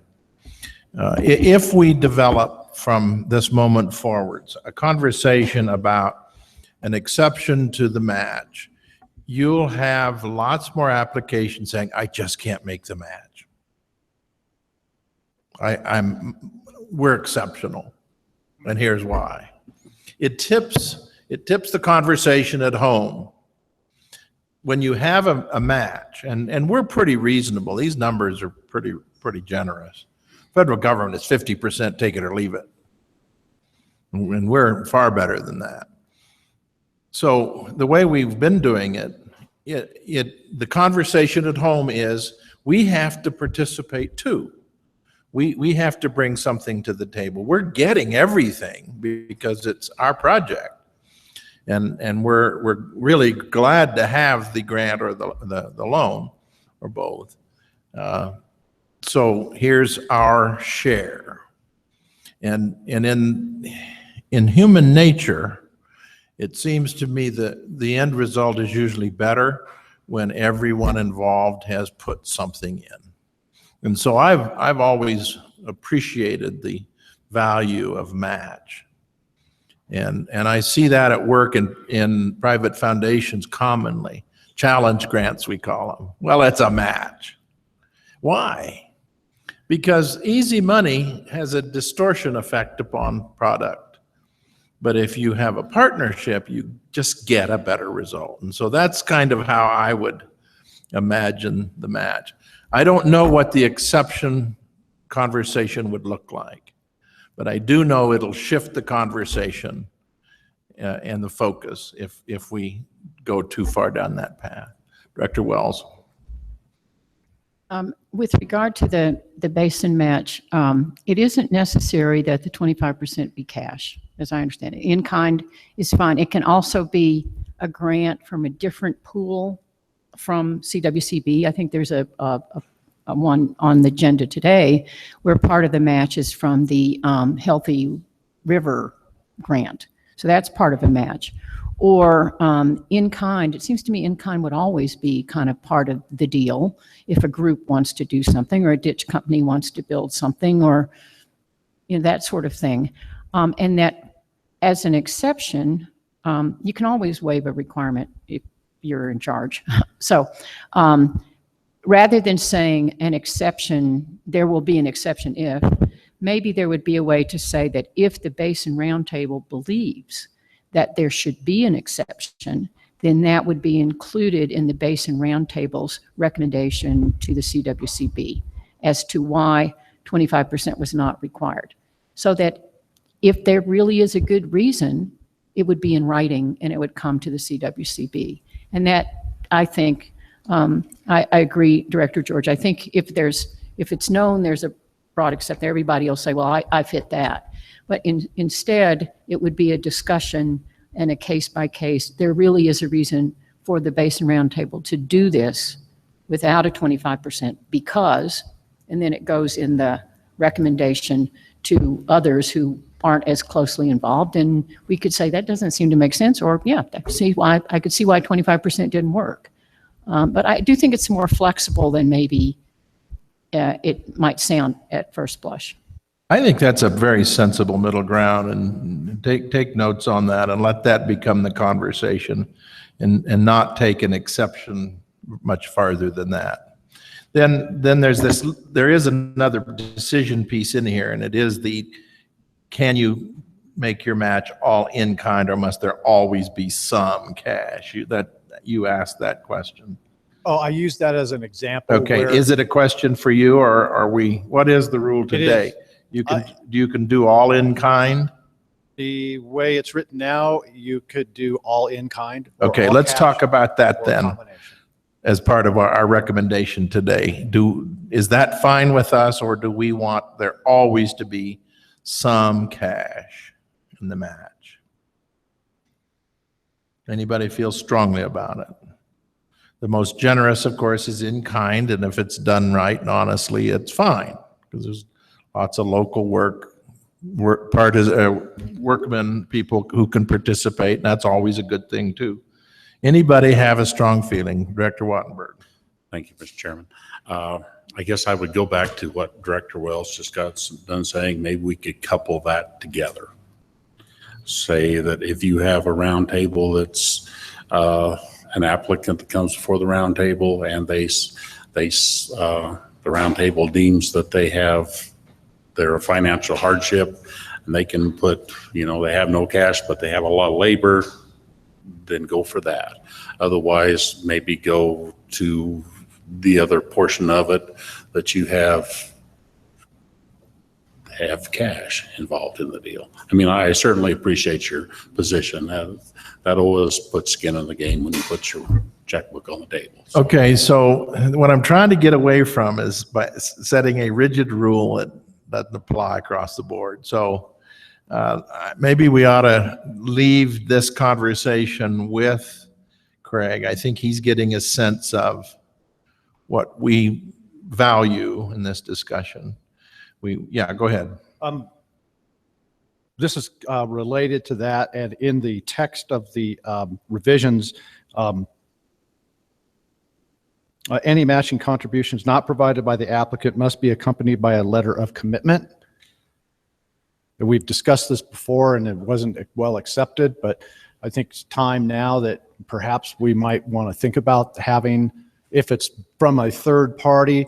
A lot of times I've been asked to provide letters of commitment for WSRA funds to be leveraged against other grant programs. So it's verification that those funds are actually there. Yeah, okay, that makes sense. Dr. Smith? I want to make sure that didn't get skipped over. Thank you, Mr. Chairman. And listening to all the conversation here, I remember our discussion at Del Norte. At this moment in time with the funding shortage, we want to implement the water plan. In my mind, these are guidelines and criteria. And I think the staff and then the board does have some discretion as it goes forward. But I'm thinking about, rather than just having this hard line and people designing their applications to fit the guidelines, we want to have applications that further the implementation plan. And that's what I've been thinking about in the conversation. And then a process question about we've had the discussion here. We have board members who are on the new guidelines, criterion guidelines, or ties on there. Who else from the board? Is John and Director Wells, and that's good. Yep. Just the question now, we've had this discussion. We'll have this discussion again at the September meeting. Yes. And then when do we share this with the roundtables? You had the discussion, but we haven't. Okay. The schedule would be to take your direction. We would then discuss that with the Criterion Guidelines Committee before the next IBCC meeting, and then take their direction. So we go to the Criterion Guidelines Committee, then we'd go to the IBCC, and then at that point, the IBCC reps would report out to the roundtables, but it is a very short fuse. The IBCC meets on August 17th, and the next board meeting is September 20th. So it's up to us. And so my thinking is that schedule works unless the wheels run off. And if anything that we've said today or will decide today is missing a general approval, we'll know it. And so when it comes back in September, or if the roundtables are simply saying to us, hey, you're moving too fast, I don't like this, don't be doing it, then we have something different to talk about in September. My belief is that there's not a lot in these changes that's very serious. You can get pretty talkative about a couple of them, as we've just proven, but I think we ought to stay on it. And I agree, the philosophy of this has always been, this needs to nurture work at home. Whatever that takes is what we're trying to do. And I don't think we're working against that here. But I do think because this looks like it's going to happily be perpetual, if not only perpetual, maybe eternal, but the more it persists, the harder the rules are going to be, because there's going to be more and more public money going into it, more scrutiny. What else do you need? We're going to run out of time here. And so tell us which of these pieces you need some more direction today. The increase in the statewide account match from 25 to 50%. I think that's done. Isn't it? Nobody wants to see that change yet, right?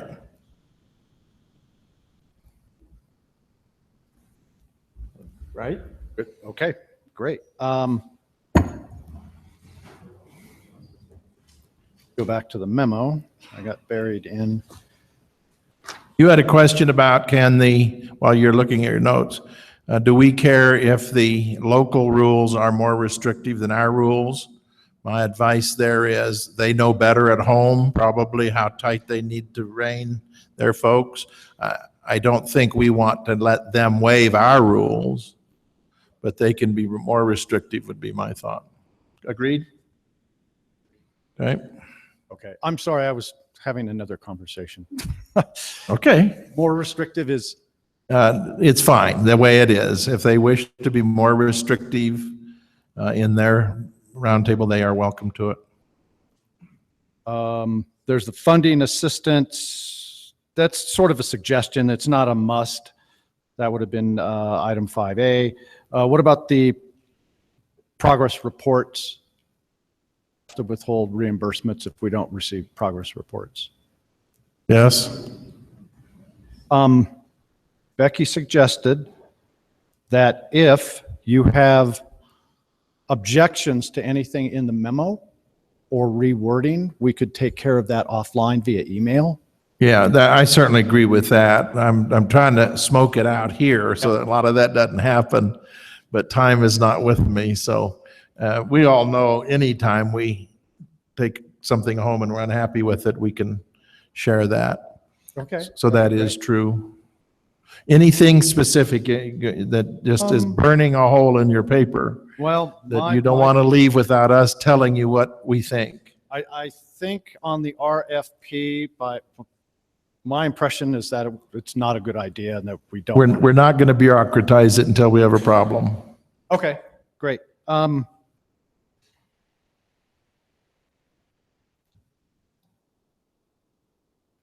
No, I think we've covered just about everything. I have enough to go on where I can. Just a minute, Director McLeod.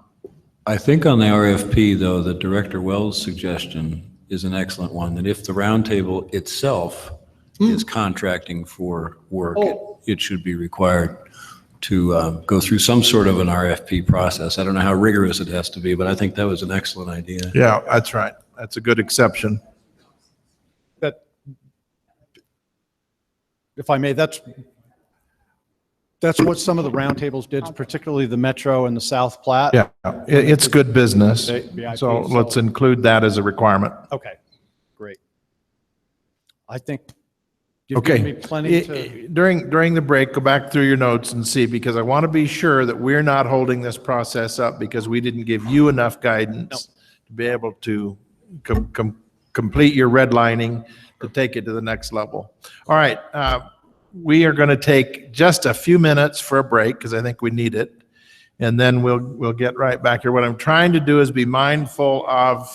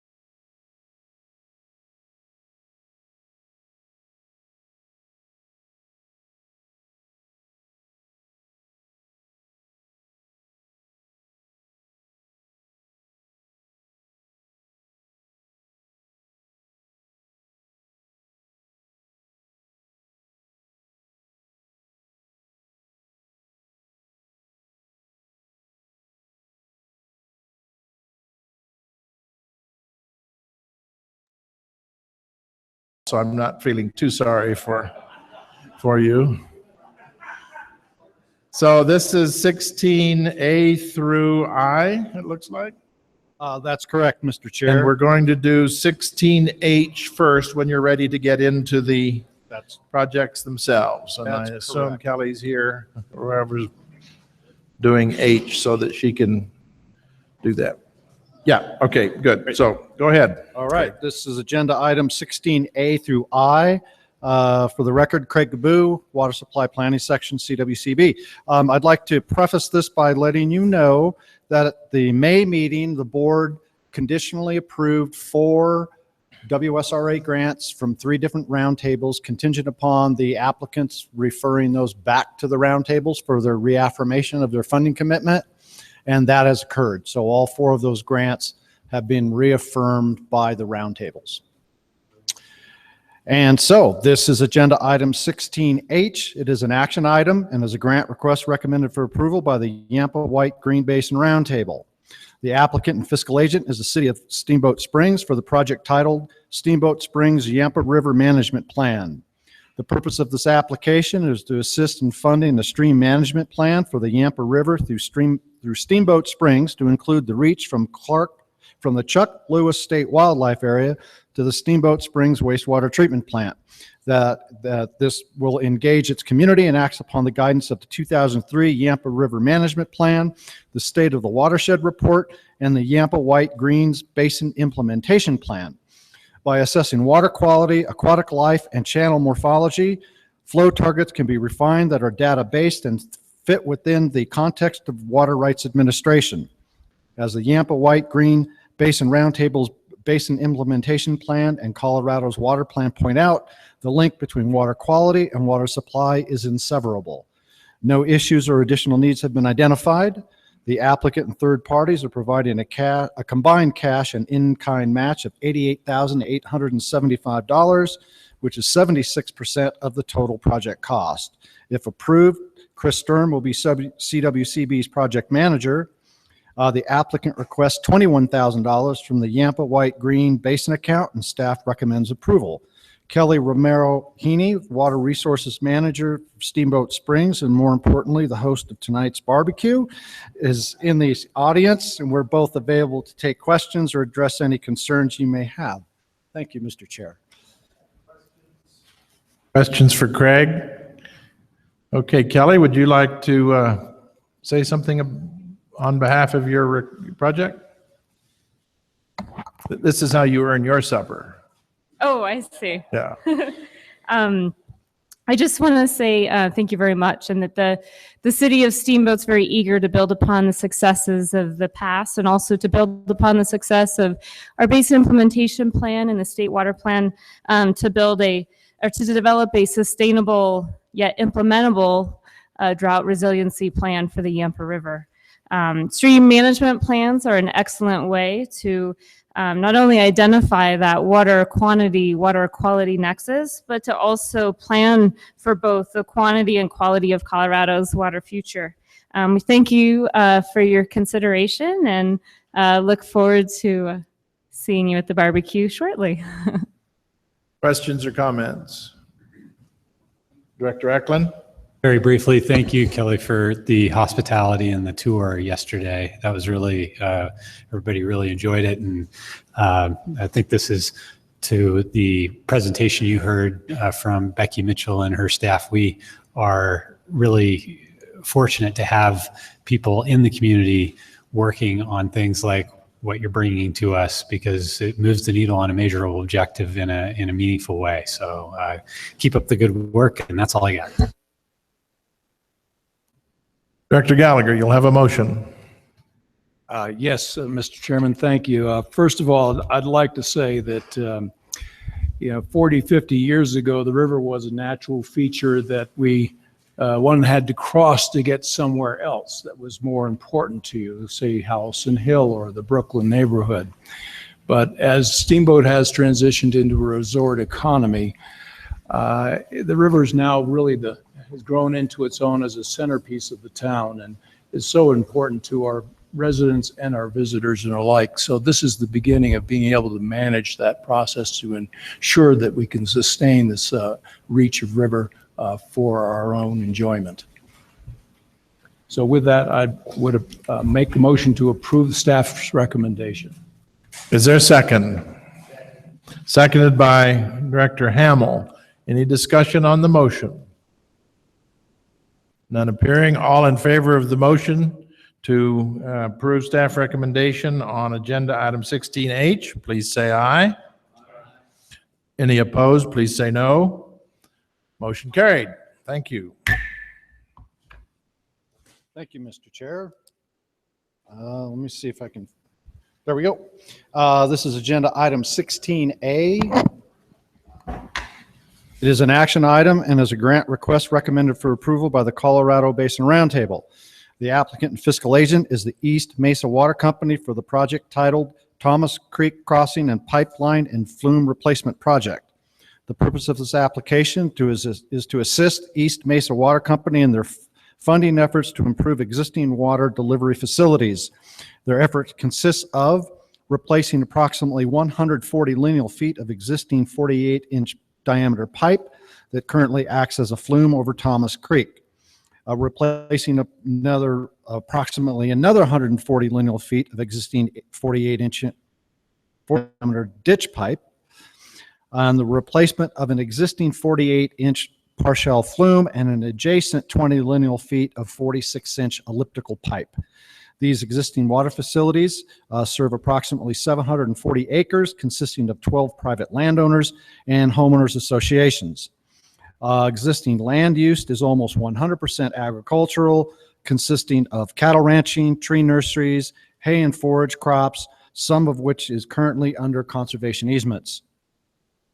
The Colorado Basin Roundtable voted unanimously at its May 23, 2016 meeting to support the East Mesa Company's WSRA grant request, but at the 50% level, $30,000 as opposed to their request of $60,000. This is not a reflection on the merits of the project, but reflects the Roundtable's current basin account balance and the projected severance tax distributions. Therefore, CWCB will work with the applicant to update the budget and schedule to ensure the $30,000 shortfall is provided and the project is fully funded prior to executing a grant contract with the applicant. The applicant and third parties are currently providing $53,945 cash match, which is 47% of the total project cost.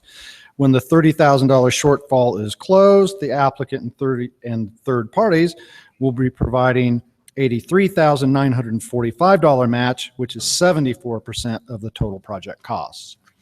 If approved, I will be CWCB's temporary project manager until Brent Newman's replacement is found.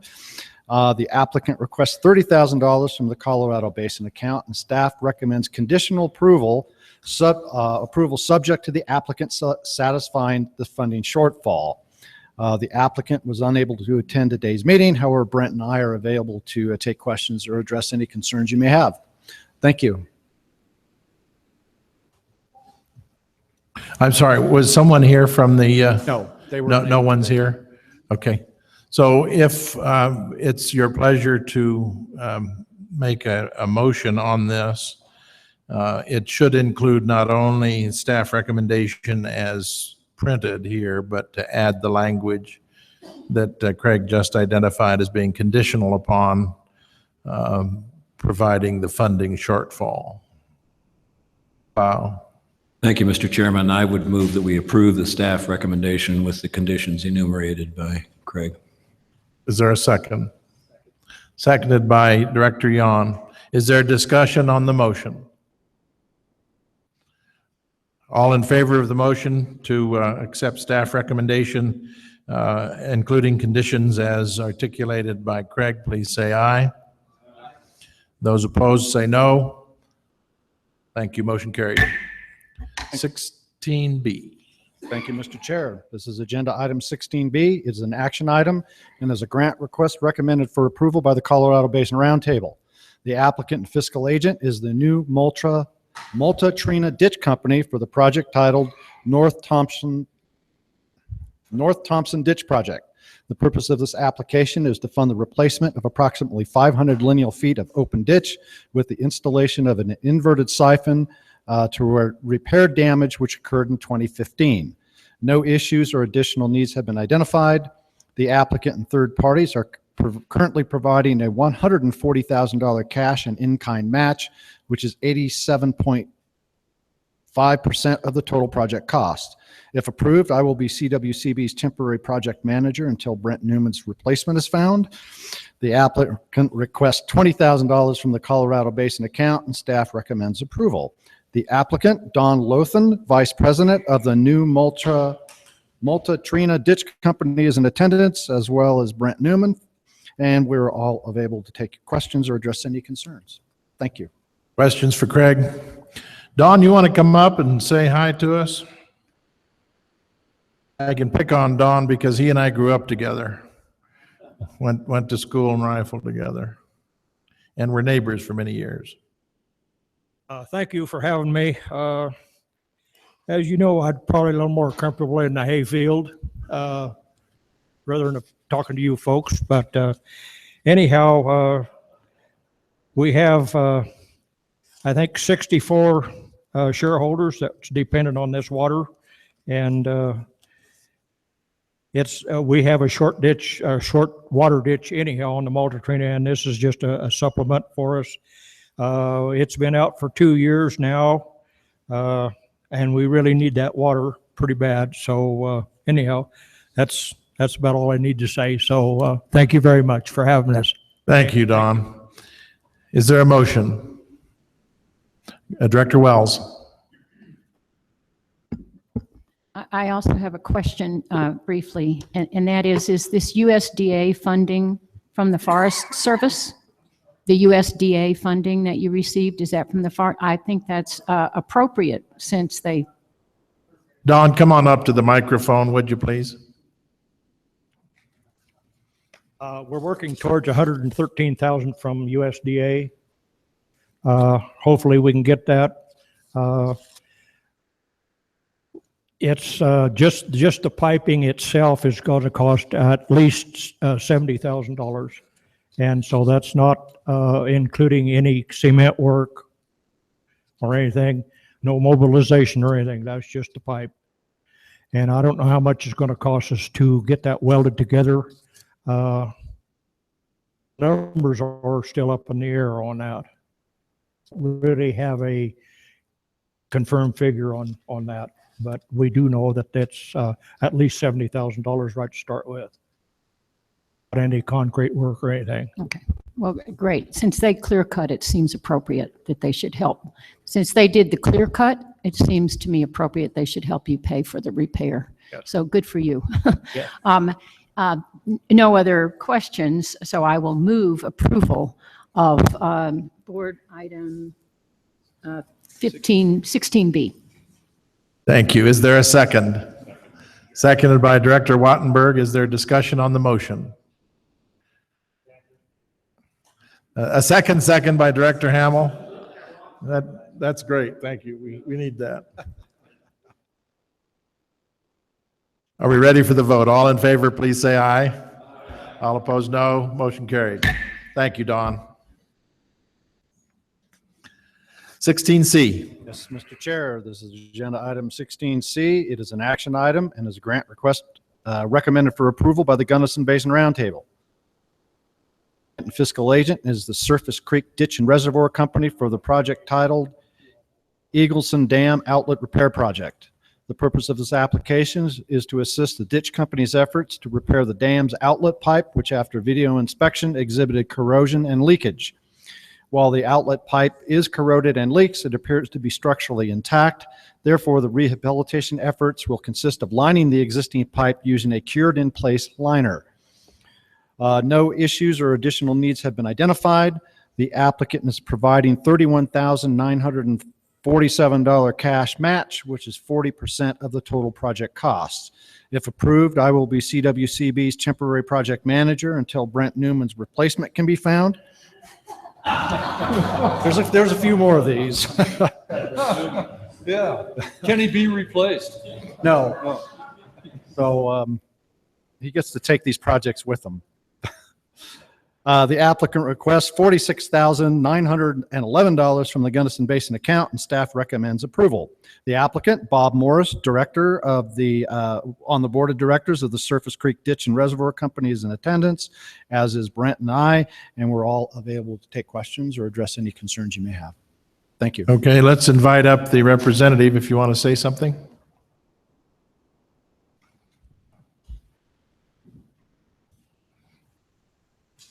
I think Craig explained it fairly well. Fairly simple project, but very vital because of the amount of water in that reservoir. And we do thank this board for your consideration today and in the past. Any Bob, can you state your name for the record? Bob Morris. For Bob. Well, thank you for coming, and we'll take a motion. Thank you. Is there a motion? Director McLeod. Thank you, Mr. Chairman. I would point out that these Grand Mesa Reservoir infrastructure repairs are a high priority in the Gunnison Basin Implementation Plan, and I would move that we approve the staff recommendation. Thank you. Is there a second? Director Smith has second. Is there discussion on the motion? Ready for the vote? All in favor, please say aye. All opposed, no. Motion carries. 16D. Thank you, Mr. Chair. This is agenda item 16D. It is an action item and is a grant request recommended for approval by the Gunnison Basin Roundtable. The applicant and fiscal agent is the Marcotte Park Ditch and Reservoir Company for the project titled Marcotte Dam Outlet Repair Project. The purpose of this application is to assist the Ditch and Reservoir Company's efforts to rehabilitate the existing outlet pipe. Subsequent to an engineering analysis, which was funded by a WSRA grant approved by the board in May of 2015, and discussions with the state engineer's office, rehabilitation efforts will consist of lining the existing pipe with a cured-in-place liner. Additional needs have been identified. The applicant is providing $37,461 cash match, which is 43% of the total project cost. If approved, I will be CWCB's temporary project manager until Brent Newman's replacement can be found. The applicant requests $49,649 from the Gunnison Basin account, and staff recommends approval. The applicant, Milan Armstrong, president of the Marcotte Park Ditch and Reservoir Company, is in attendance, as well as Brent and I, and we're all available to take questions or address any of your concerns. Thank you. Okay, and we'll hear from the representative.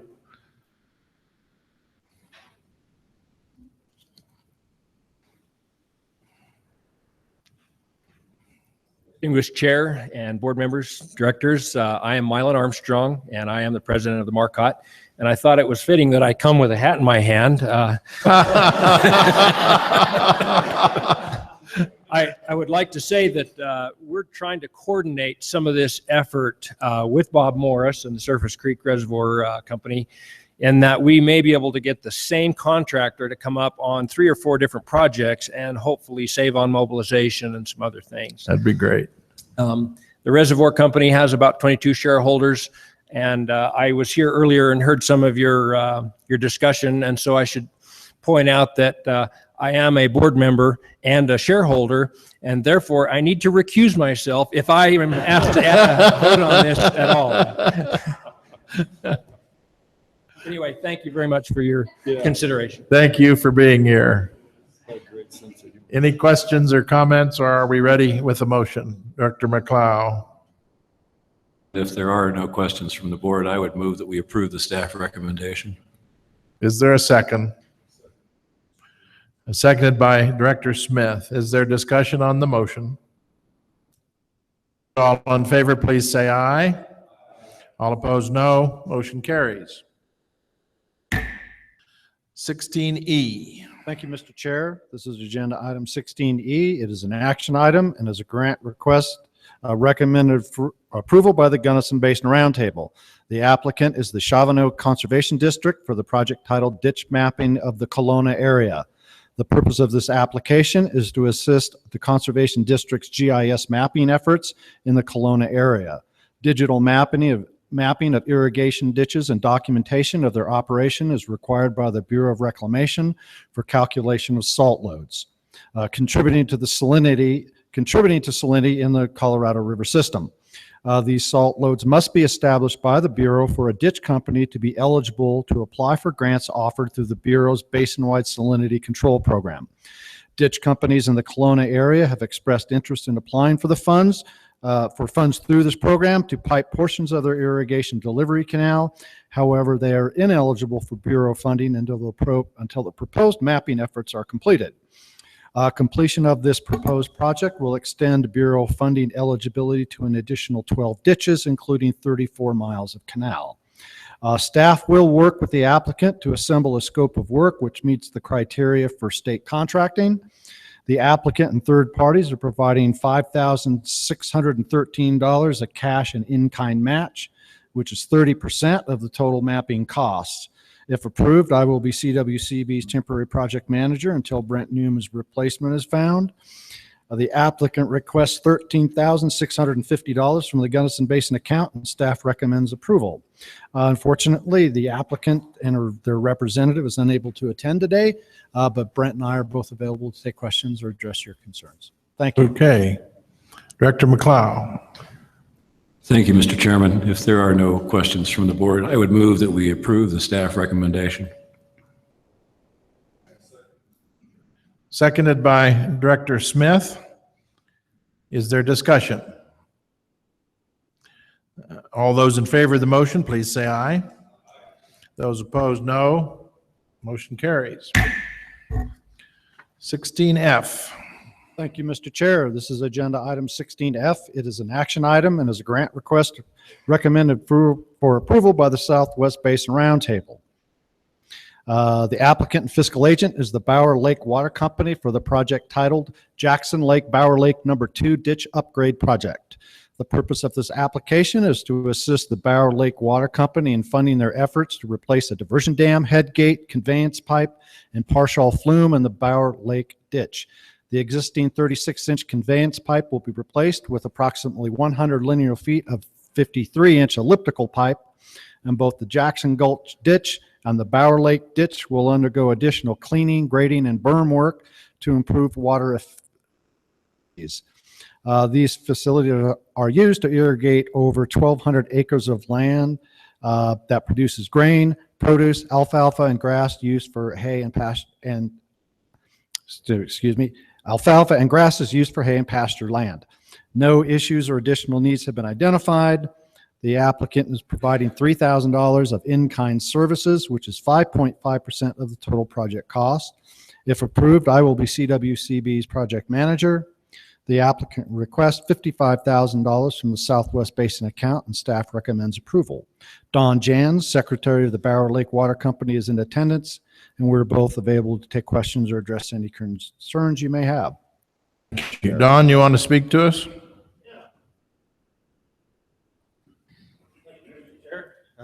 Directors, I appreciate your time and the consideration for this project on behalf of the Bower Lake Water Company.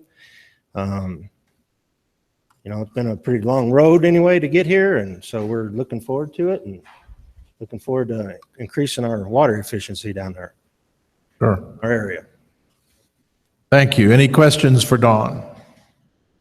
Well, thanks for coming. Put a long haul to get up here. Director Montgomery. Yeah, Don, thanks for driving up here. Appreciate it. If there's no other questions, I would move staff recommendation. Motion's been made. Is there a second? Seconded by Director Hamill. Any discussion on the motion? Ready for the vote? All in favor of staff recommendation, please say aye. Aye. All opposed, no. Motion carries. Thank you. Item 16G. Thank you, Mr. Chair. This is agenda item 16G. It is an action item and a grant request recommended for approval by the Southwest Basin Roundtable. The applicant and fiscal agent is the Animas Consolidated Ditch Company for the project titled Culvert Replacement Project. The purpose of this application, if approved, will be to assist the ditch company's funding effort to replace approximately 84 lineal feet of 48-inch pipe, which is failing under current conditions. This effort consists of three components: surveying, engineering design, and construction, which consists of the removal and replacement of the existing corrugated metal pipe with a similarly sized concrete elliptical pipe. The existing pipe delivers approximately 1,000 acres of irrigated agriculture and other water users. No issues or additional needs have been identified. The applicant and adjacent landowners are providing $34,353, which is a 50% cash match. If approved, I will be CWCB's project manager. The applicant requests $34,354 from the Southwest Basin account, and staff recommends approval. The applicant was unable to attend today's meeting. However, I'm available to take questions or address any concerns you may have. Montgomery. I would like to move staff recommendation. Motion's been made. Is there a second? Director Wattenberg, discussion on the motion.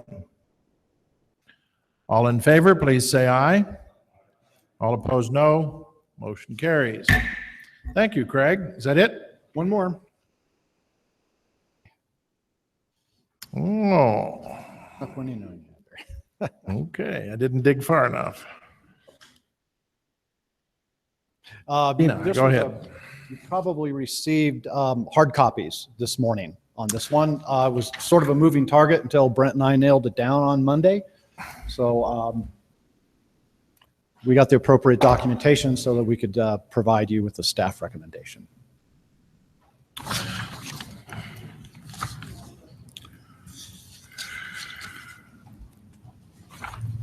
Is everybody finding a copy? Except me, of course. Oh, go ahead. I'll find it. All right, should I proceed? Yes, please. Thank you, Mr. Chair. This is agenda item Great, 16I. thank It is an action item and is a request for a change in fiscal agent for the existing WSRA grant approved by the Arkansas Basin Roundtable and the CWCB during the September 2015 meetings. I should probably tell you what, and the name of the project is the Arkansas Roundtable Basin Implementation Plan Coordinator. The Arkansas Basin Roundtable recommends approval and a change of the fiscal agent from the Lower Arkansas Valley Water Conservancy District to the Huerfano County Water Conservancy District, and staff concurs with that recommendation. Okay, anyone here to talk on behalf of it? No, sir. Okay, that's fine. Is there any question or discussion for Craig on this, or is there a motion? Dr. Hamel. I would move staff's recommendation on agenda item 16I. 16I. Thank you. End of the day. Is there a second? Motion has been made by Director Hamel, second by Director Smith. Is there discussion on the motion? None appearing. All in favor, please say aye. All opposed, no. Motion carried. Thank you, Mr. Is Chair. that it for you? That concludes agenda item 16. Okay, so does this mean you let Brent off the hook now? I'll never let Brent off the hook. He's done a great job, though. I mean, Yeah, he has. Okay. Thank you. Thank you. All right.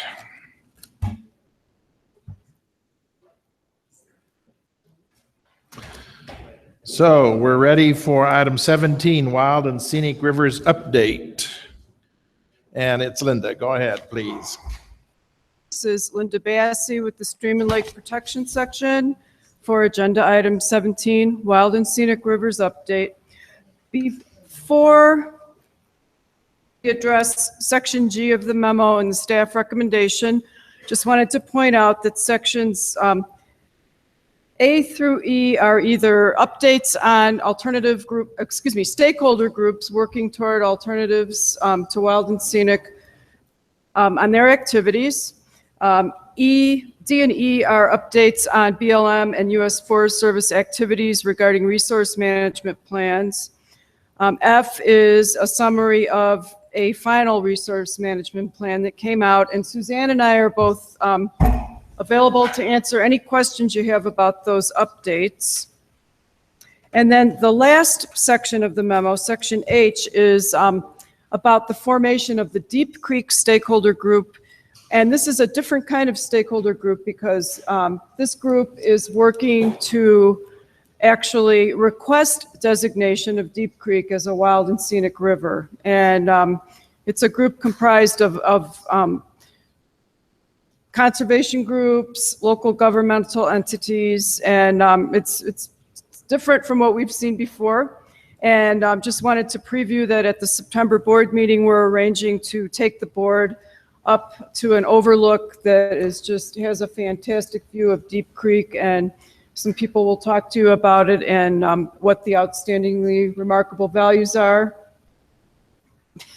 Parts of it are unique, yes. So can we answer any questions about any of that, or should I move on to? Well, let's see if there are questions. Anybody? Wild and scenic and Deep Creek? Director Smith? Please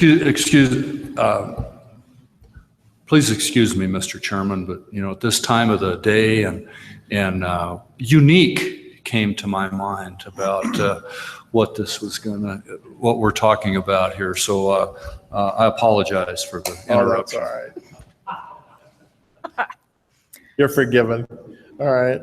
So section G, which addresses the publication of the BLM's Uncompahgre Field Office Draft Resource Management Plan. Today, we found out that the BLM had extended the deadline for comments by 60 days. And so because of that, and because of the complexity involved, there are 16 stream reaches proposed to be suitable. There was an extensive stakeholder group process that recommended that most of those be suitable. And Suzanne and I worked together on this section of the memo. We had a lot of questions. We feel like we'd like to gather more information and work with Director Montgomery and talk to BLM about this. So we would like to change the staff recommendation.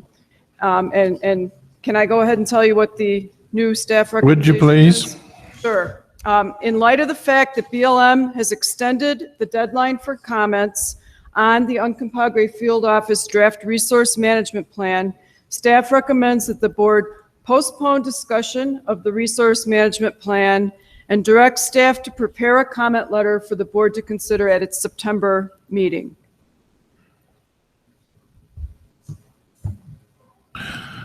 Director McLeod. Linda, since you and I talked about this on the telephone, I have gotten some communication from some folks in Delta County, so I'd like to be involved in that discussion as well. We will make that happen. Director Montgomery.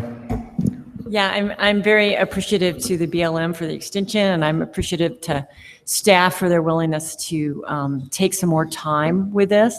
I was very involved in the stakeholder process, and it was, at least a year of meetings. And so I'm happy for the opportunity to work with staff a little bit on this, because I think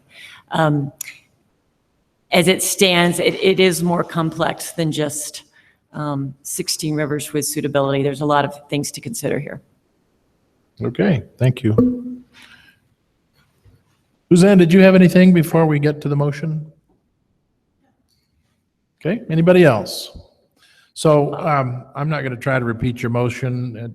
Did you get the motion as Linda revised it? If not, Linda, sure you'll give her the language. So for the motion, unless you can remember it. We'll just let the motion be the restated motion as Linda read it or spoke to us on it. So, any motion from the board? Oh yeah, Director Montgomery. I would move staff recommendation. I would move the motion from staff. Sorry. Motion been made, seconded by Director Hamel. Discussion on the motion. None appearing. All in favor of the motion, please say aye.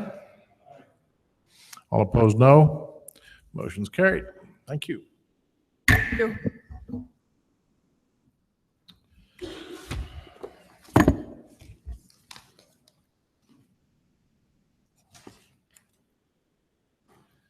So, anything else? And you want to give us some instructions about tonight and then tomorrow, please, Alice? Sure. So there's supposed to be a shuttle picking everyone up to go to the hotel at 5:30, but I'll tell them the shuttle will leave at 5:40.